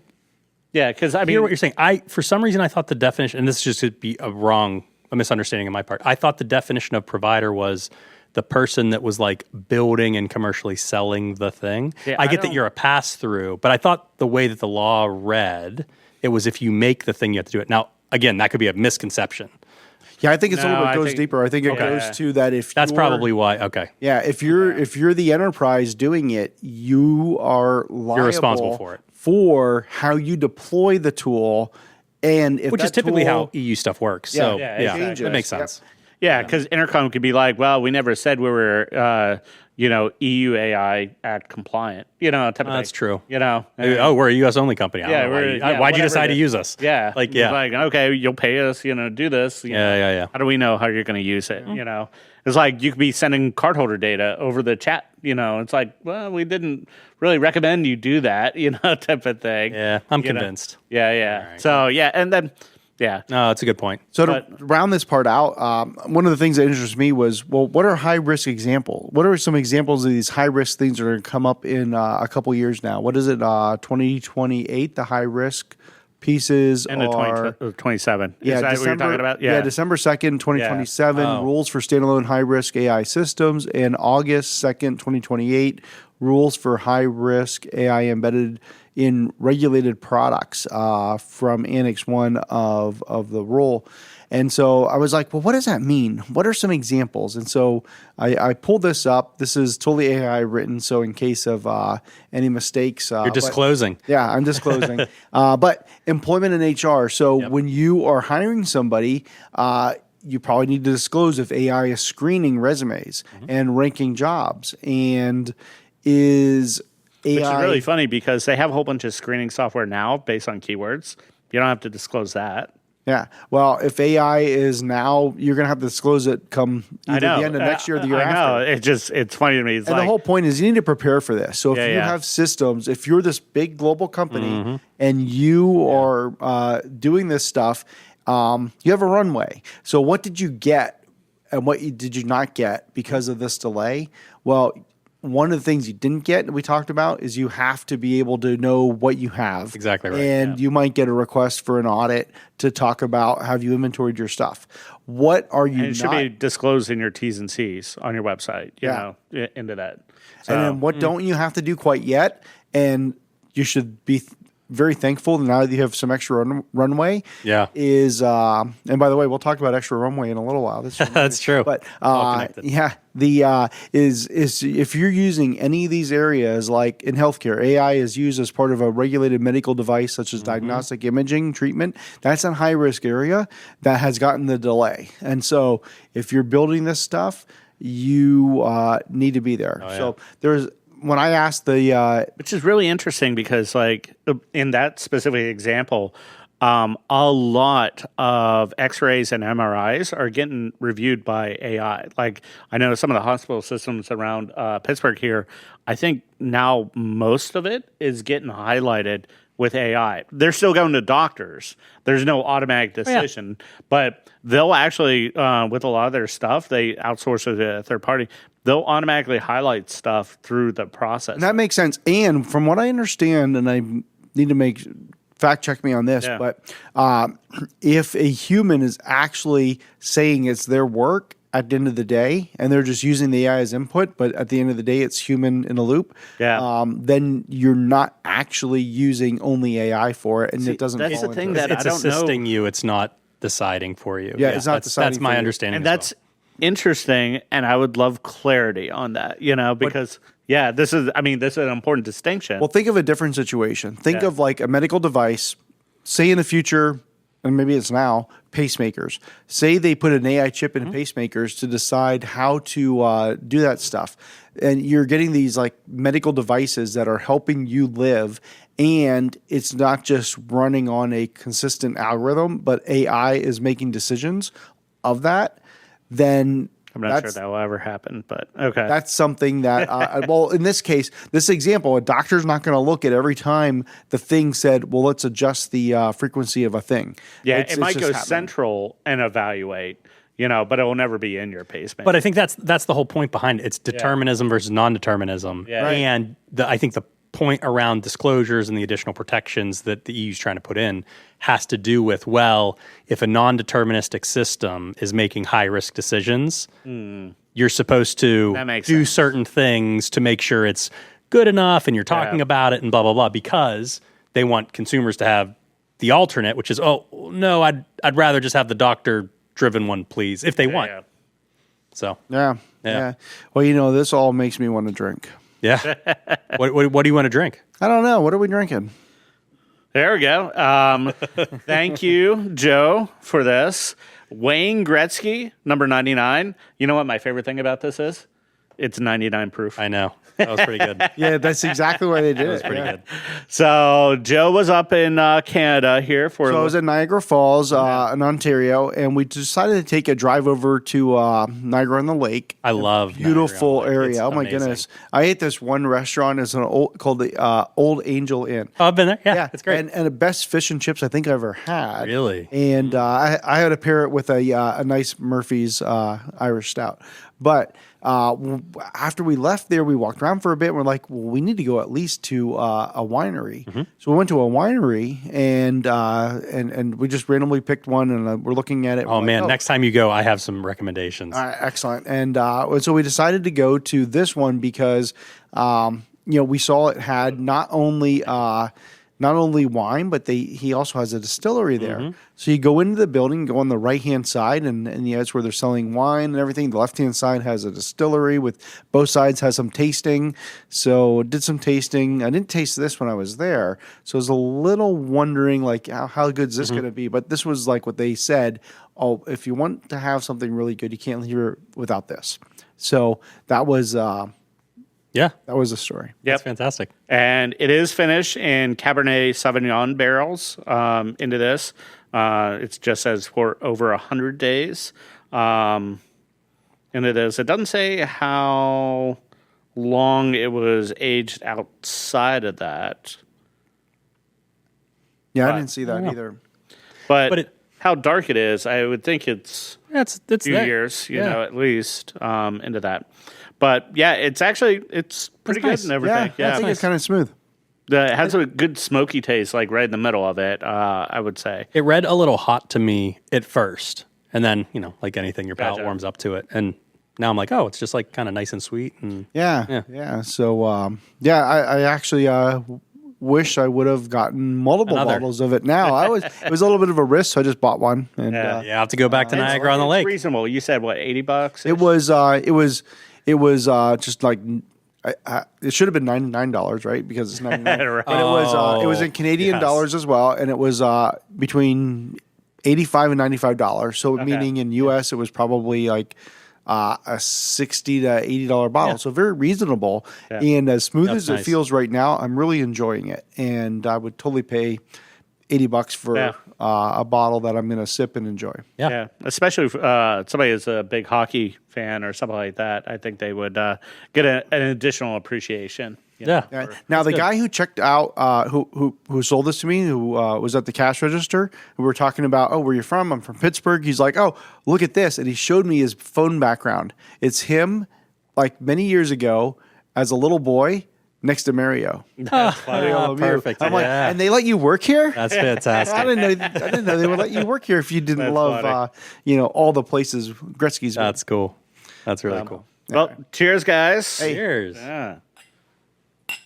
Ceremonial reach above Justin's laptop. Yeah, and cheers. Exactly. He closed the lid on purpose. Quick break to hear from one of our sponsors. If you own security, compliance, or risk, and it feels like you're always pushing a boulder uphill, I want you to know about CISO. CISO helps growing companies get audit-ready, reduce risk, and stay resilient without drowning in tools, endless checklists, or one-time reports that quietly rot the moment the audit ends. This isn't shelfware. It's not drive-by consulting. With CISO, you don't just get advice. You get hands-on support from real security engineers, GRC specialists, and former CISOs who help you build, operate, and continuously improve your security program over time. Whether you're chasing SOC 2, ISO 27001, CMMC, HIPAA, or you're simply trying to get security under control so the business can move faster, CISO meets you where you are. Their managed VGRC model gives you enterprise-level expertise without hiring a full internal team or reinventing the wheel. The focus is simple: clear priorities, practical controls, and measurable progress leadership can actually understand. Visit CISOLLC.com and start the conversation. Security you can trust, compliance you can prove, and people you can depend on. All right, so We're about an hour and a half in. We got a couple more topics here to finish off. So, speaking of delays, right. segue. So we wanted to talk a little bit about the CMMC delay and what it is and what it's not. And I lost my notes. Anybody have real quick, what happened was the Pentagon paused CMMC Phase 2. And what is Phase 2? Phase 2 is where you need to actually have a C3PAO, a third-party authorized assessor, go ahead and audit you. Yep. And so what does that mean? Well, what it means to a number of people I talk to is, well, we don't have to do CMMC anymore. No, damn it. No. I can't emphasize enough. Every obligation that you're signed up for has nothing to do with you getting the final external stamp of approval. It is all the other things that you're supposed to be doing for the last, 10 years? Oh, yeah. Is still there. So let's not get that wrong. And I had a number of customers and prospects. They all said, "Oh, does this mean we don't have to do this? Does this mean we can delay?" Did they throw parties or something? I think they were way partying. They were canceling. They were deleting all of the SOWs. 100%. They were canceling contracts. OAMs. And we're like, we don't have to work. No, that's not the case. And there's two versions of this, right? So like there's the by the way, all the legal obligations associated with 171 that you should have already been doing, by the way. Yeah, NIST 800-171. Still apply, and you still need to submit scores to SPRS and do all the things. SPRS system. And we talked about the fact that the government's going after people that are lying on those scores in the prior podcast. You're still legally obligated to do all that stuff. That has not changed. But also, in addition to that, just keep in mind, even if you don't have any CUI, but you're planning to be a subcontractor for a prime contractor, and you've signed agreements with them that say, oh yeah, you'll be level 2 ready, however that's defined. And that means that you do a self-assessment and you get your own score and you submit that. Remember, you get your own score, and you submit that. But you're still obligated to do that if you want to stay in your prime's vendor ecosystem. Right. Like just because the government said you don't need an audit. You don't need an audit anymore. Doesn't mean that like if you work for Boeing or Westinghouse or whatever it is, and they said, "Hey, get this good," it doesn't mean that the people you want to work with have necessarily changed their commercial posture. Contract with your who's paying you to help them isn't going away. So on both those sides, don't assume that you don't have to adhere to it, and don't because of the government or because of the contracts you've signed up for. Yeah, so, I mean, why don't we maybe step back one little bit? Why do you think the delay happened? Yeah, so, well, first, I think there's a lot of politics involved. And from that, there was, and I listened to a very awesome podcast that Katie Arrington was on. And she was the CISO at CISA. She was the head of CISA at one point, and she was the one for all those years was championing this stuff. And wasn't that Jen Easton? What did I say? Katie Arrington. And maybe it was Jen Easterly. And so Jen Easterly was on a podcast. She's now running RSA. Yeah, and she still. The last time I heard that was only months ago. Yeah. I don't know. Yeah. Fact check. Lots of things. But things move fast. But there, some of the stuff was, there's not going to be enough auditors. Several things came into play. One is it's way too expensive in order to do this, which is a little bit of a fallacy because the major part of the expense is doing all the things you're supposed to do for the last 10 years. Getting the audit is just a fraction of what it should have been for you to put a proper security program in place.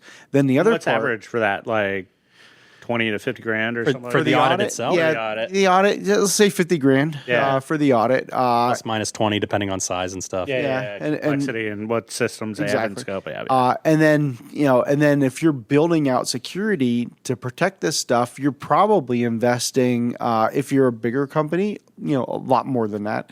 And if you're a smaller company, it may not actually be that much, but still, it's going to still be significant more. I will say you'd still be most likely in the self-assessment range, maybe. It depends on what your contract says you have to do. Yeah, right, because it's a follow the data type thing. But I would just say both things can be true. It can be true that, hey, you should have been spending all this money already, and so the incremental cost of an audit shouldn't kill you.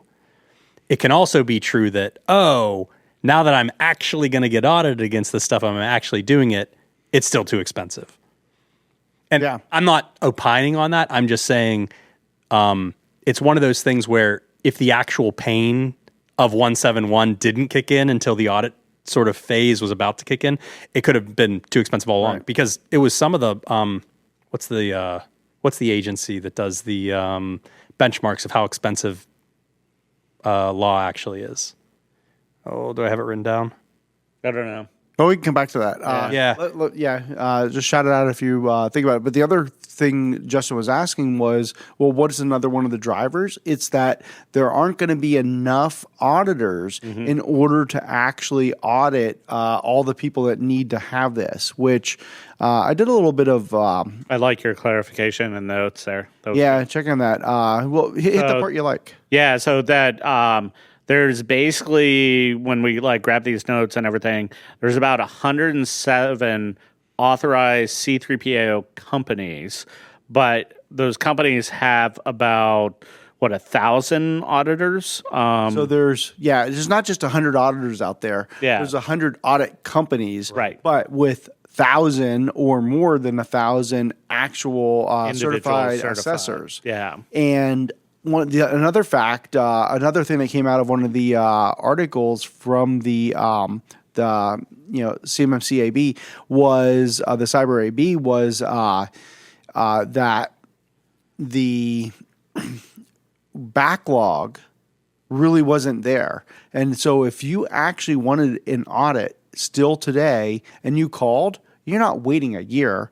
They're scheduling you in. They're getting you in the next few months. Yeah. So there's really not a huge backlog. So, so some of it was, politics, people trying to push for let's remove this obligation.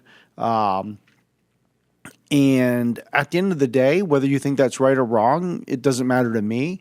I have customers who said, you know what? I'm going to keep getting my audit because it gives me such a leg up on my competition. Yeah. I'm like, well, that's just fantastic.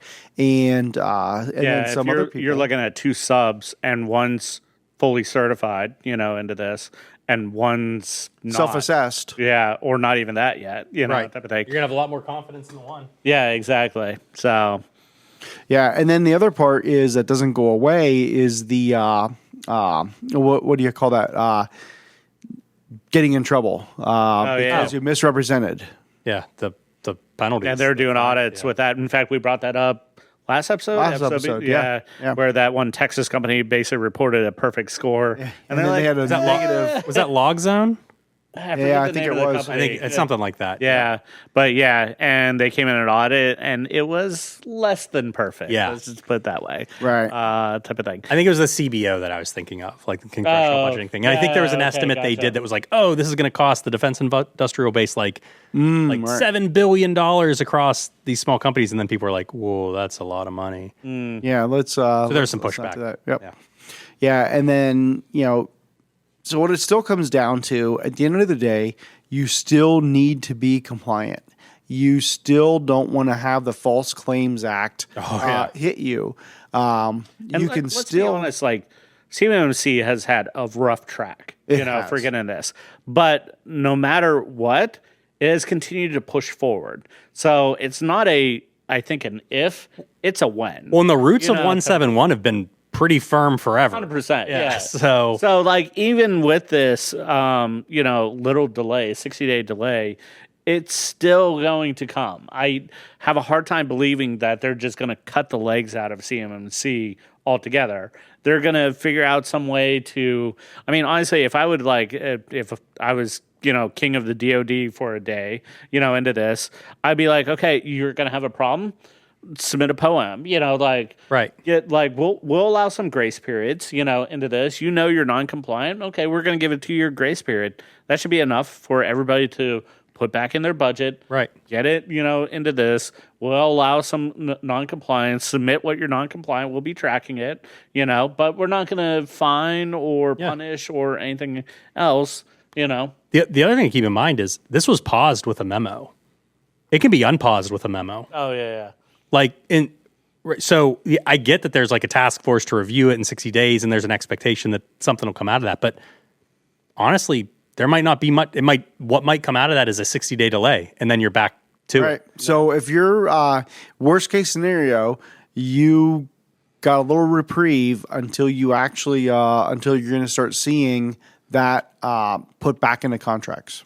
The other thing that I don't know I've seen many people talk about, but the way that I kind of think about this is when you have a third party auditing you, the risk of a false disclosure is actually on them, essentially. Right. The False Claims Act, your liability, and there was a Summit 7 conversation that I recently listened to, which hit on what you're saying. Oh, yeah. And so what they were talking about is, at the end of the day, if you're doing your self-assessment and you're doing that attestation, you're putting your score into SPRS, and you need to make sure that it's accurate. And if it changes, you need to go and update it too. You can't just wait a year and do it. You need to update it when it changes. And if you say these are what you're doing, that's false. That's a False Claims Act. That's where you're going to hit.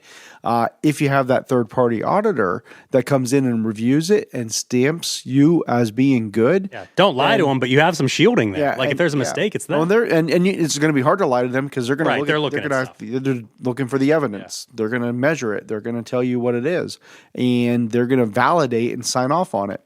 And if they've signed off on it versus you just said it is, you're absolutely right. Yeah, so I think a lot of people are like, "Oh, it's a reprieve," and it's like, well, I don't know. Just keep a little bit more liability on you. Keep in mind, you have more liability because you're actually forced to continue to I guess you could still buy an audit, but they're not accepting. I don't know. No, and I don't think it's. I don't think it's a delve situation where you're buying the audit. It's a little bit more intense. And did I tell you? I think I shared it with you guys. That was funny. Let's.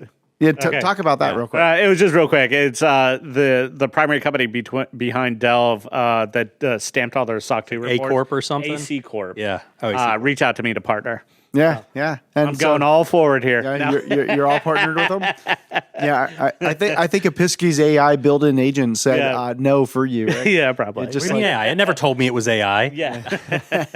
That's funny. So to kind of wrap this up. So if you are going to try to sell your services to either directly to the Department of War or to a subcontract or a contractor or prime to them, and no matter how it goes, at the end of the day, getting an external third-party stamp of approval, like Justin said, will give you a little bit of an edge if you're like for like on everything else and you invested in the audit. If I was hiring two companies and I was like, they're equal, I need to pick one, I'm going to pick the one that has the actual stamp of approval because a third party came and validated it. The other thing is that because of this delay, it doesn't mean that you don't have to do all the other things that all the DFARS rules said you have to do. They're still there. They did not change. It's only this, this delay for phase 2. Yeah, this new phase 2. And honestly, I mean, if nothing else, you should be, I mean, if you're one of those ones that have a very weak security and you're a sub and everything, you need to be using this time to get to a point where take this as a blessing.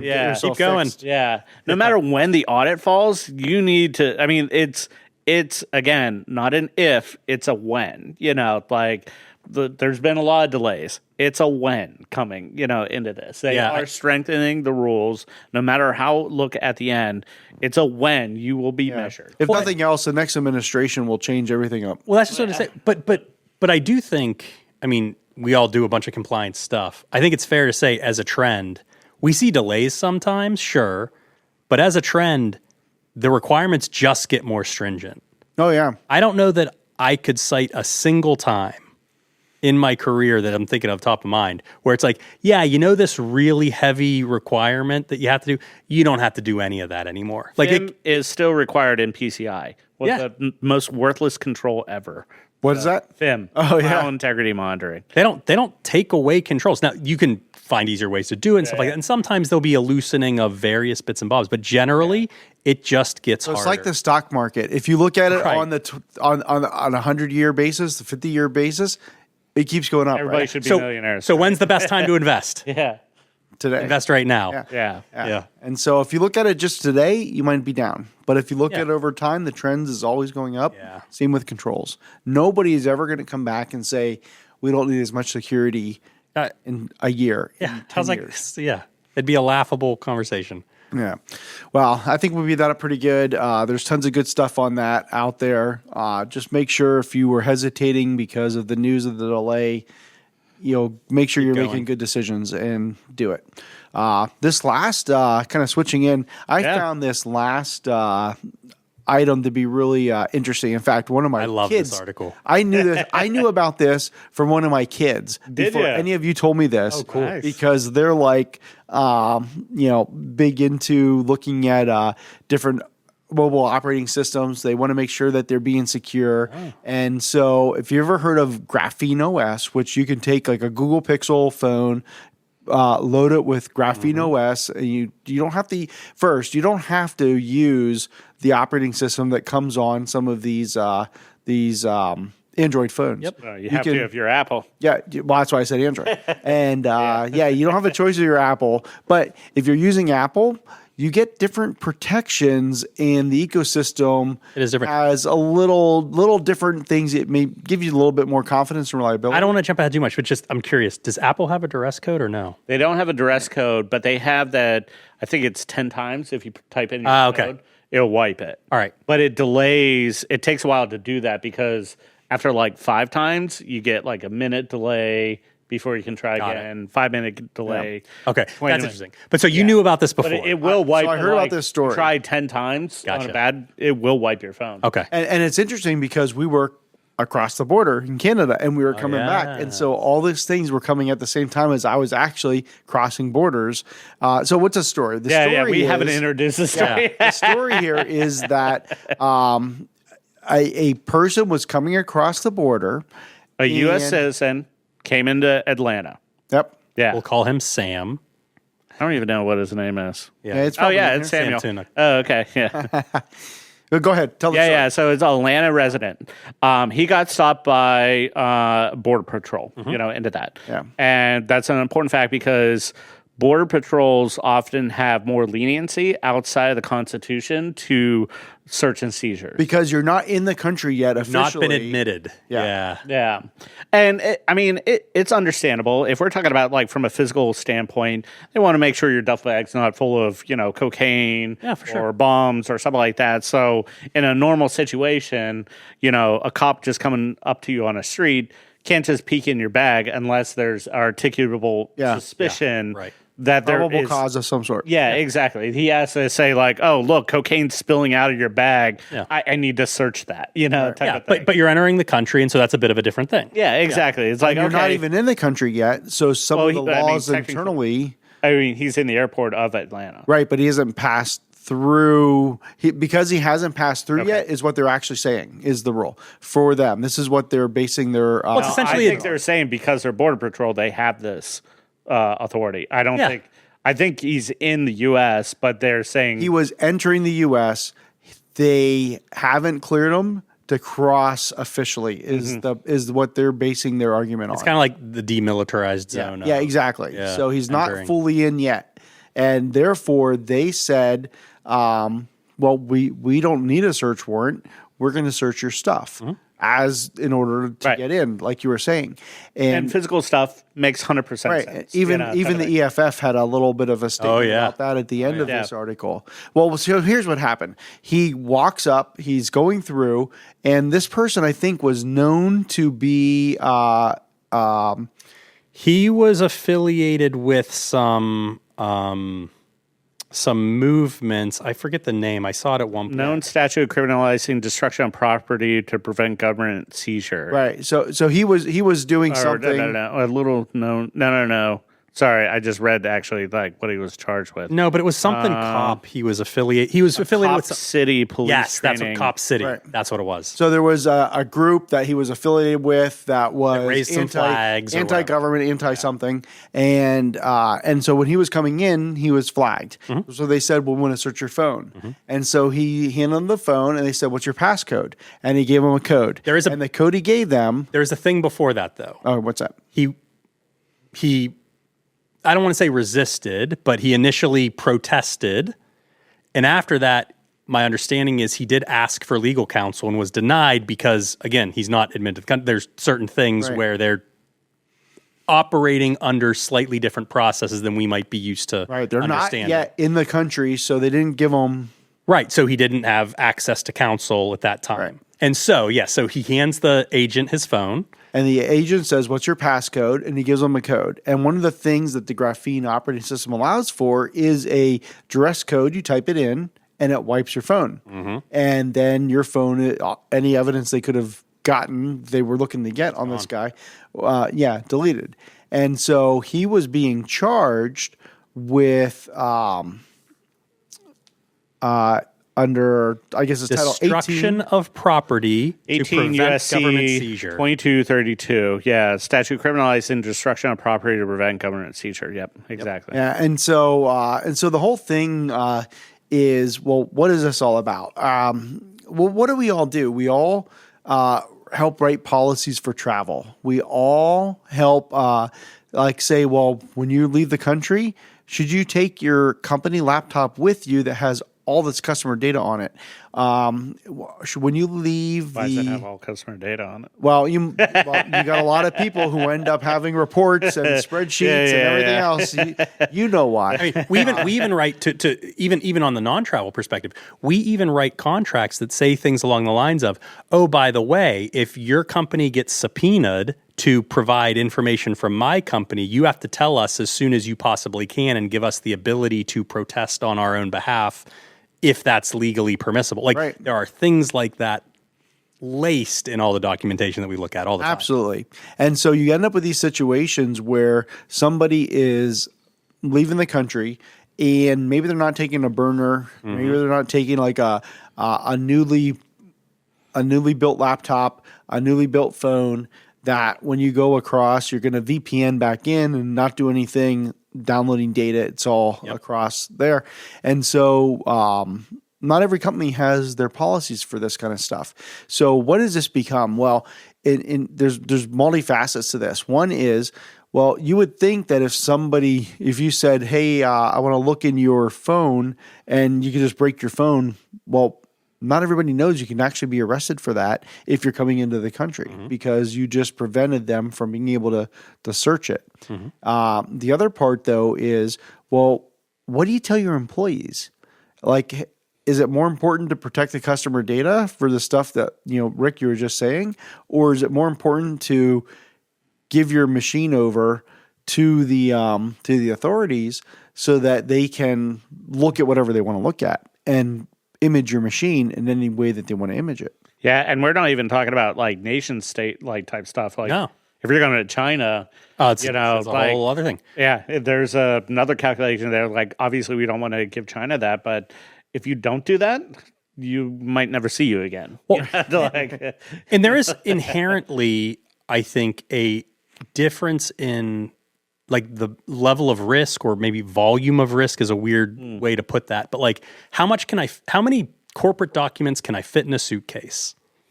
How many corporate documents can I fit on my phone? Right. A whole lot more.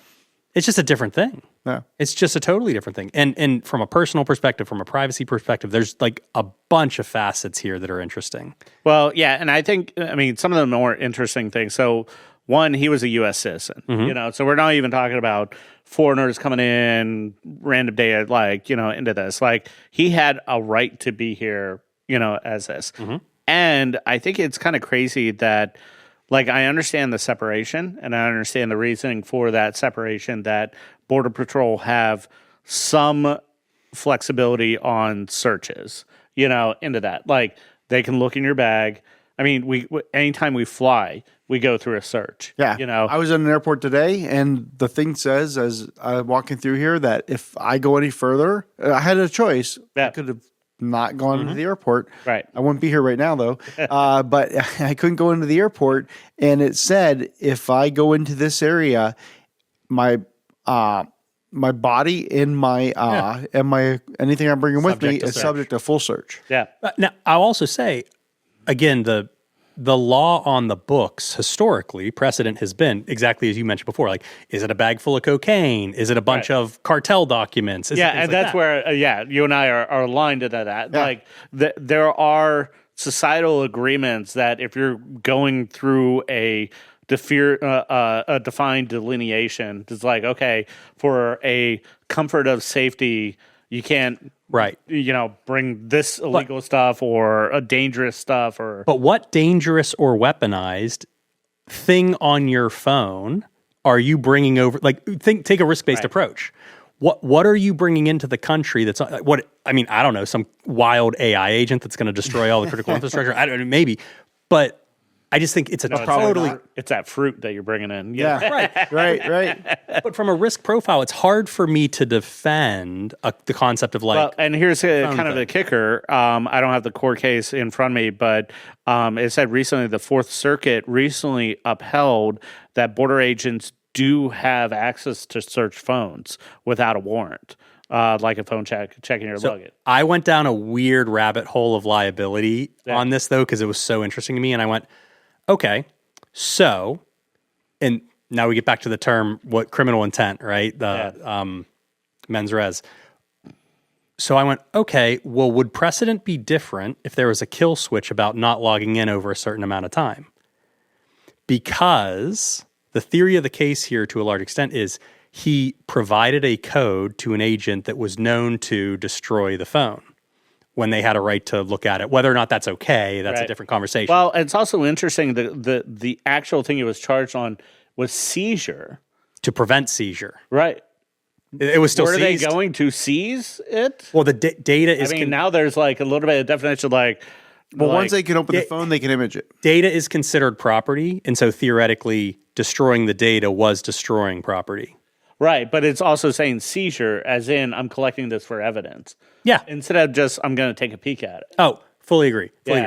But anyways, a lawyer could probably argue. But so there's two things that I really like rabbit hole on. Like, one, a kill switch that is designed not to disrupt government seizure, but to disrupt theft potentially, or a bunch of different things. Right. So if you don't log into your phone for 24 hours, it's just going to wipe. Would have theoretically been treated differently, or at least much harder to prosecute against. The other thing is, and they actually think that some legal people think that this is the approach that's going to take, is sort of the duress play to say, well, look, I have a phone code and I have a duress code, and I just got off a plane after an international flight. I was detained by Border Patrol. Oh, you think that it's going to take that? 100%. Like, I didn't mean to? Yeah, it's reasonable doubt. For sure. For sure it's reasonable doubt. That'd be very interesting how it plays out. I hope he doesn't take that. Well, so here's the thing. Well, because I think it needs to be challenged more on the larger merits. Precedent. Well, it's going to depend on so many things, but like intention. You're basically bringing in intention. If it matter into it, I think it'll depend quite a bit. Where it goes will depend on the support he has from certain like civil rights groups or EFF or things like that, because this is actually going to be a very precedent-setting case with respect to exactly what your point was, Joe. Like, what are the rights and regulations and expectations about entering the country, and what's allowed and what's not allowed? Right. Yeah, and so to hit on the EFF part, they push back, arguing that privacy interest in device data is categorically different than the contents of a suitcase. Agreed. Which is what we all talked about a little bit. And what I like, and I believe, Justin, you may have put this into the notes, and I actually started to really think about this because over the years, I've either been in charge of security or been helping companies with their security. And as part of it is, well, what are your travel policies? Mm-hmm. And at this point, this becomes, it's not like I'll just read what kind of the notes. I don't know if you put this in, Justin, or where it came from, but the privacy act. This isn't a privacy activist story. It's a corporate travel policy story, because lots of organizations, we've gotten really good at hardening devices. We've got really good at making sure that your device is encrypted, it's patched, those systems are in place. And then you leave the country and then you come back. And on your way back, somebody says, unlock that device, whatever device it is. Now, all of a sudden, it's, are you, and the other thing we say is, hey, Rick, as a part of working here, you need to be responsible for that device. And not only take all reasonable steps to protect the data. You need to protect it. And so if I come up to you and I say, Rick, I need you to open that up because I need to take a look at your computer. I have client data on that. There's absolutely no way I can show that to you. What are you talking about? Yeah, I want to use it. Now, and at what point will you do it anyway? But that's the conflict, right? Hey, protect corporate and client data. And I also sign a bunch of policies that say, hey, follow the law. Yeah. And so what do you want your employees to do when they come across and somebody says, open your laptop so I can look at it? Mm-hmm. Well, if you decide to do that now and they've opened it, you've accepted warrantless imaging of device. Oh, yeah. And right now, if I was the court and I wanted to take an image of your laptop, or if I was law enforcement, I would need to get a subpoena, a court order or something in order to say, I need to get an image of this here, and it's part of the the law that you're going to turn that over and I can look at it. Mm-hmm. Versus you're just coming in and you're not giving any permission for that. Well, at what point do you, and this is the case, become personally liable and being able, like, you're breaking the law by destroying the machine so that I can't get to it as law enforcement?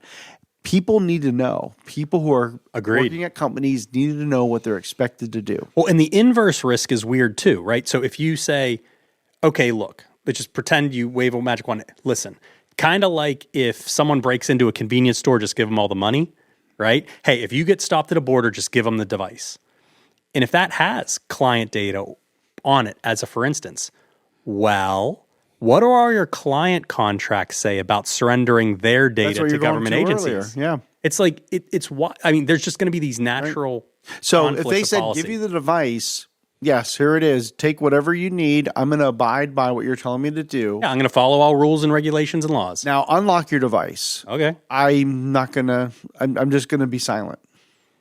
I'm just going to sit here and be quiet. I'm not going to answer you. I'm not going to give you a code. What do you expect people to do? And then at what point do they get personally charged? Let you in, but at that point, like, they have to let you in if you're a citizen. Actually,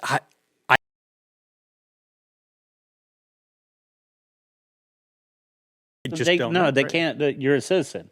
Or they cannot send you back to a country that you're not even a citizen. Right. You live there forever in an extrajudicial. I'm sure there's a detainment of something. Right. Yeah, they're going to detain you for some period of time. Yeah. I don't know. I'm nervous about the concept of extrajudicial areas and how what long can happen and what can't. Will somebody be detained before it becomes so stressful that they'll just do whatever you say? Right. Right.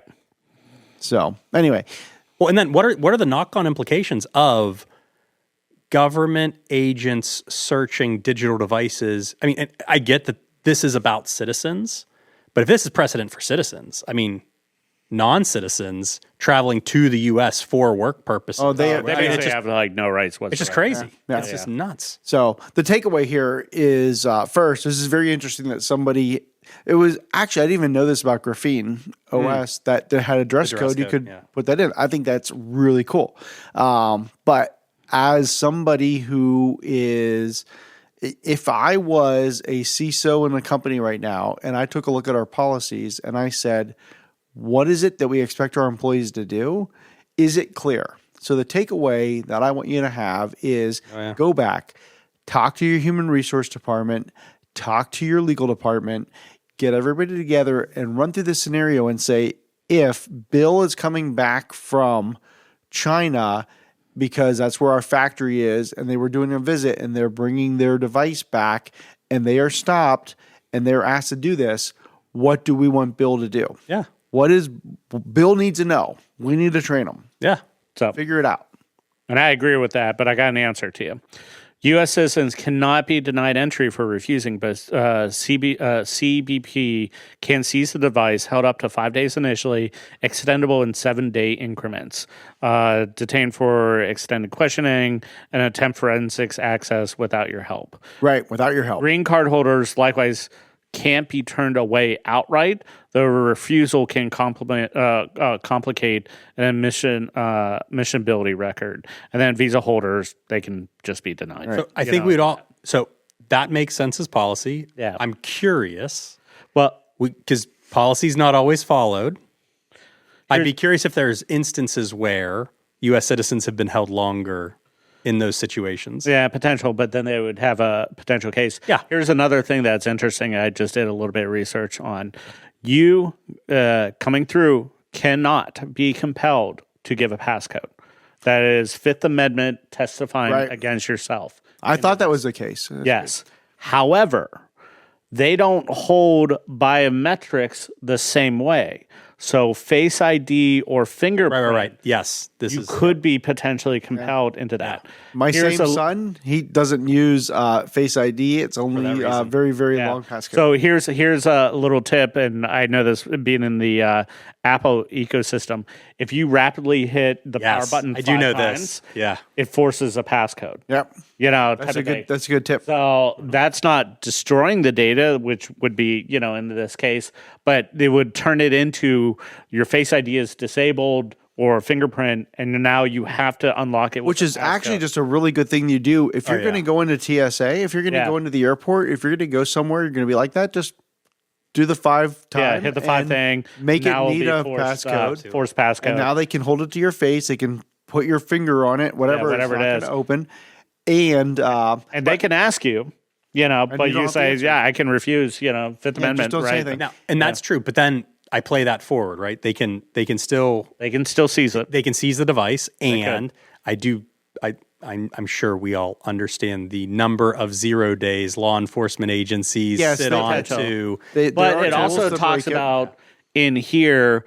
They in that case, I looked up that the Fourth Circuit said that the Border Patrol agents can look at it. So there's also this is where the court case they offer some leeway, but then they said they can scroll through the phone fine, but then if they scroll too long, it could be unconstitutional, and they're still not allowed to do forensics unless they have a reasonable suspicion on something. Which that makes sense too. So all of that makes sense. You can be silent. Yeah. You can turn off your biometrics. Apparently, you can't give them the code and make them believe it's going to open it and have it blow up the phone. But you could have a kill switch that says if you don't log in for a certain amount of time, it blows up automatically. Right. Because you're like, hey, well, if it got stolen. Right. Or if they tried 10 times to get into it and it just wiped. Right. That's not your fault. But if you gave them 10 wrong codes and they did it, it would be. Yes. Maybe. Yes. Well, I would think so. Well, the difference there is that they're like, they gave you the code, whatever. They're going to stop after they realize. Then you would be like, I don't remember it. Right. 1, 2, 3, 4. No. No. Oh, this is so. I'm just wondering why he didn't say, "Oh, darn, I gave you the wrong one." Yeah. I didn't know that would happen. Well, that's right. That was what you were saying. That's the anticipated. I'm not saying right, wrong, or indifferent because I agree. It would be more ideal from a. That's where I my lawyer would be going at this point. Yeah. But again, it depends on, is this about me or is this about a position that other people are backing and I'll be taken care of different ways and stuff like that. So, but the current theories that I've read suggest the concept will be, it was a long international flight. I just set up these codes recently. I intentionally made them next to each other so I wouldn't forget them. I was pretty stressed because you were interrogating me and not giving me a lawyer. And, I said 7 instead of 2. Yeah, I gave you the wrong one. Yeah, whatever. Sorry. And I can see that being a defense that seems very reasonable. Yeah, but I mean, I'm not saying people know it's a cop out, type of, I think it's kind of a cop out. Oh, and well, maybe it's me fair. being selfish as the outsider here. Me being the person into this, I would probably pick the easiest way to not get charged, which might be that way. But I think that's the easiest way to not get charged. But again, But I would say, like, honestly, this needs to be rewritten. is there a movement behind you that's going to help you, even if you get Like, charged, get to the You're next a U.S. citizen coming into the United States. I don't care. Like, unless you have a warrant, you can't go through my computer, my phone, my digital space. Yeah. In fact, there was actually one of the cases I looked at, a sealed letter. This goes like way back in the even 1700s. They find that into that, and if that wasn't part of the warrant, they're not allowed to open that, into that. Right? Yeah. They're not allowed to break the seal to reveal a letter. Now, you bring that to the digital age, the phone's the same way, type of thing. Like, I agree with you. Yeah, and I think you, me, and the EFF will probably be aligned here. Oh, Yeah. I'm super with you guys on this. yeah. Like, this is not. Now, I still think the Border Patrol should have physical review, into that, and they should use tools for that. Yeah. So, Yeah, there's stuff you can bring into the country that's not okay to bring into the drugs, country. bombs, Look at my phone. Is there C4 in it? I mean, yeah, you can wipe that and put in your drug test to see if I have any cocaine on my phone. That's fine, type of thing. But yeah, you can't just open the phone, start scrolling email, and what are they going to find anyways? Type of thing. Well, in this case, my guess is they were looking for evidence that he was involved with. Yeah, the where are stuff they he going to was look for protesting. that? Like how long are they going to look for that? Yeah. Well, it Scrolling's doesn't allowed, matter. but for how long? Well, here's what I expect they would do. The person who was taking the phone and asking for that is not the actual person who's going to do the thing with the data. They were going to take You it. think they were going to cloning it? image it. Oh, 100%. Yeah, they were going to take it, image it, and give it to the people who had the agenda. Yeah, that go on your way. Yeah, and I look at it. I mean, if it's not reasonable for any other time in the United States, why is it reasonable when you're just coming across? Type of thing. So yeah, I can appreciate that there is digital content that's truly not okay to have. And get a warrant. In I mean, theory, we're exactly We're right. not saying like you can never look at stuff. Exactly what I was about to say. Yeah. I know you could go overseas. I imagine situations where you could get that, you could bring it back into the country, and that's not okay. But you're exactly right. Right. Get a warrant. Do it the right way. Like if you're going over to Iran for a 3-week boot camp into the Taliban or whatever, making stuff Whatever up. it is. I was like, okay, like you got enough evidence. There's Whatever it is. screenshots. People, like with their AK-47s doing all that stuff with terrorists. But your point, like, okay, done. probable cause, Yeah, warrants, probable cause, all the warrant, things. Yeah, convince a judge or jury, into that, and get your warrants. Like it's not super difficult with the right evidence, into that type of thing. So yeah, I think it's gotten out of hand and kind of ridiculous, into this. But Joe, I love your point. Like, yeah, so like, what are you advising people to do? And like, do you need to have travel training? Like I mean, that's Well, actually, I've been in companies where we've actually had people who would travel a lot for this kind of stuff. Yeah. And we would say, here's the policy. Here's what we want you to do. Sure. It was years ago. It was a little bit of a different time. It was a little bit of a different age. Not the same kind of But issues. it's weird because this would like apply to even like Gen Pop employees, like everyone that Yeah, and travels. I'd be really curious, like how far that went. Like, so I've known and I've worked with a lot of companies that give new assets while they're traveling if they go, Yeah. especially to high risk countries, into that. But what if, let's just for example, China says, "Give me your password." Now log into your corporate email. Like, how far does that go? Do you say? I mean, how scared are you at the time? I mean, at some point, yeah. there's this delta. I might love the company I work for, but at some point, if I'm scared of what's going to happen next, and there's a government agency that feels like they're about to do something that's going to make me very unhappy, that love doesn't extend forever. It's going through the airport, and they're Right. like, "Okay, yeah, we're gonna." While it might be minimum, it's still potential access to your email. Maybe, I don't know. Like, do you limit that too? And just say, hey, bring over whatever you need for whatever project you're working on in China. Yeah, is it that's it. burner assets and reset all passwords on departure and return? Yeah. I mean, it's like just stuff like that. Yeah. Yeah. Because Well, they could these are actually really say, good risks you need to think about for your own company's. Yeah, because you could even limit it to like, okay, it's Outlook web version only, type of thing. But they could technically force you to log into that too, Yeah, when you're in somebody else's jurisdiction, you don't really have a whole lot of control there. Right. Yeah. But yeah. Yeah, I'm just curious how far it goes. And I guess maybe there should be a little bit more risk profile on what you do. Because I would think like Westinghouse, and China already has hacked into Westinghouse and stolen their nuclear power plant, plans and everything. That was a court case way back in the day, into that. Like a 10-year-old, yeah. Yeah, but they're also building a whole bunch of power plants, and Westinghouse got the contract. So what, if you send over your engineers, into that, I'm curious. Well, and it's wild how much they protect I have no their idea. IP. Because even with MDM, like people are commingling kind of, at least on a device, like corporate and personal data. So like I'm like naturally like solutioning in my head, like, oh, what could you do? What could you do? It's like, oh, okay. Well, what am I going to do? I'll drop ship laptops so people don't bring laptops across the border. I'll do this. I'll do that. Right? Oh, you're going to an office over here. There'll be a laptop waiting. Don't bring.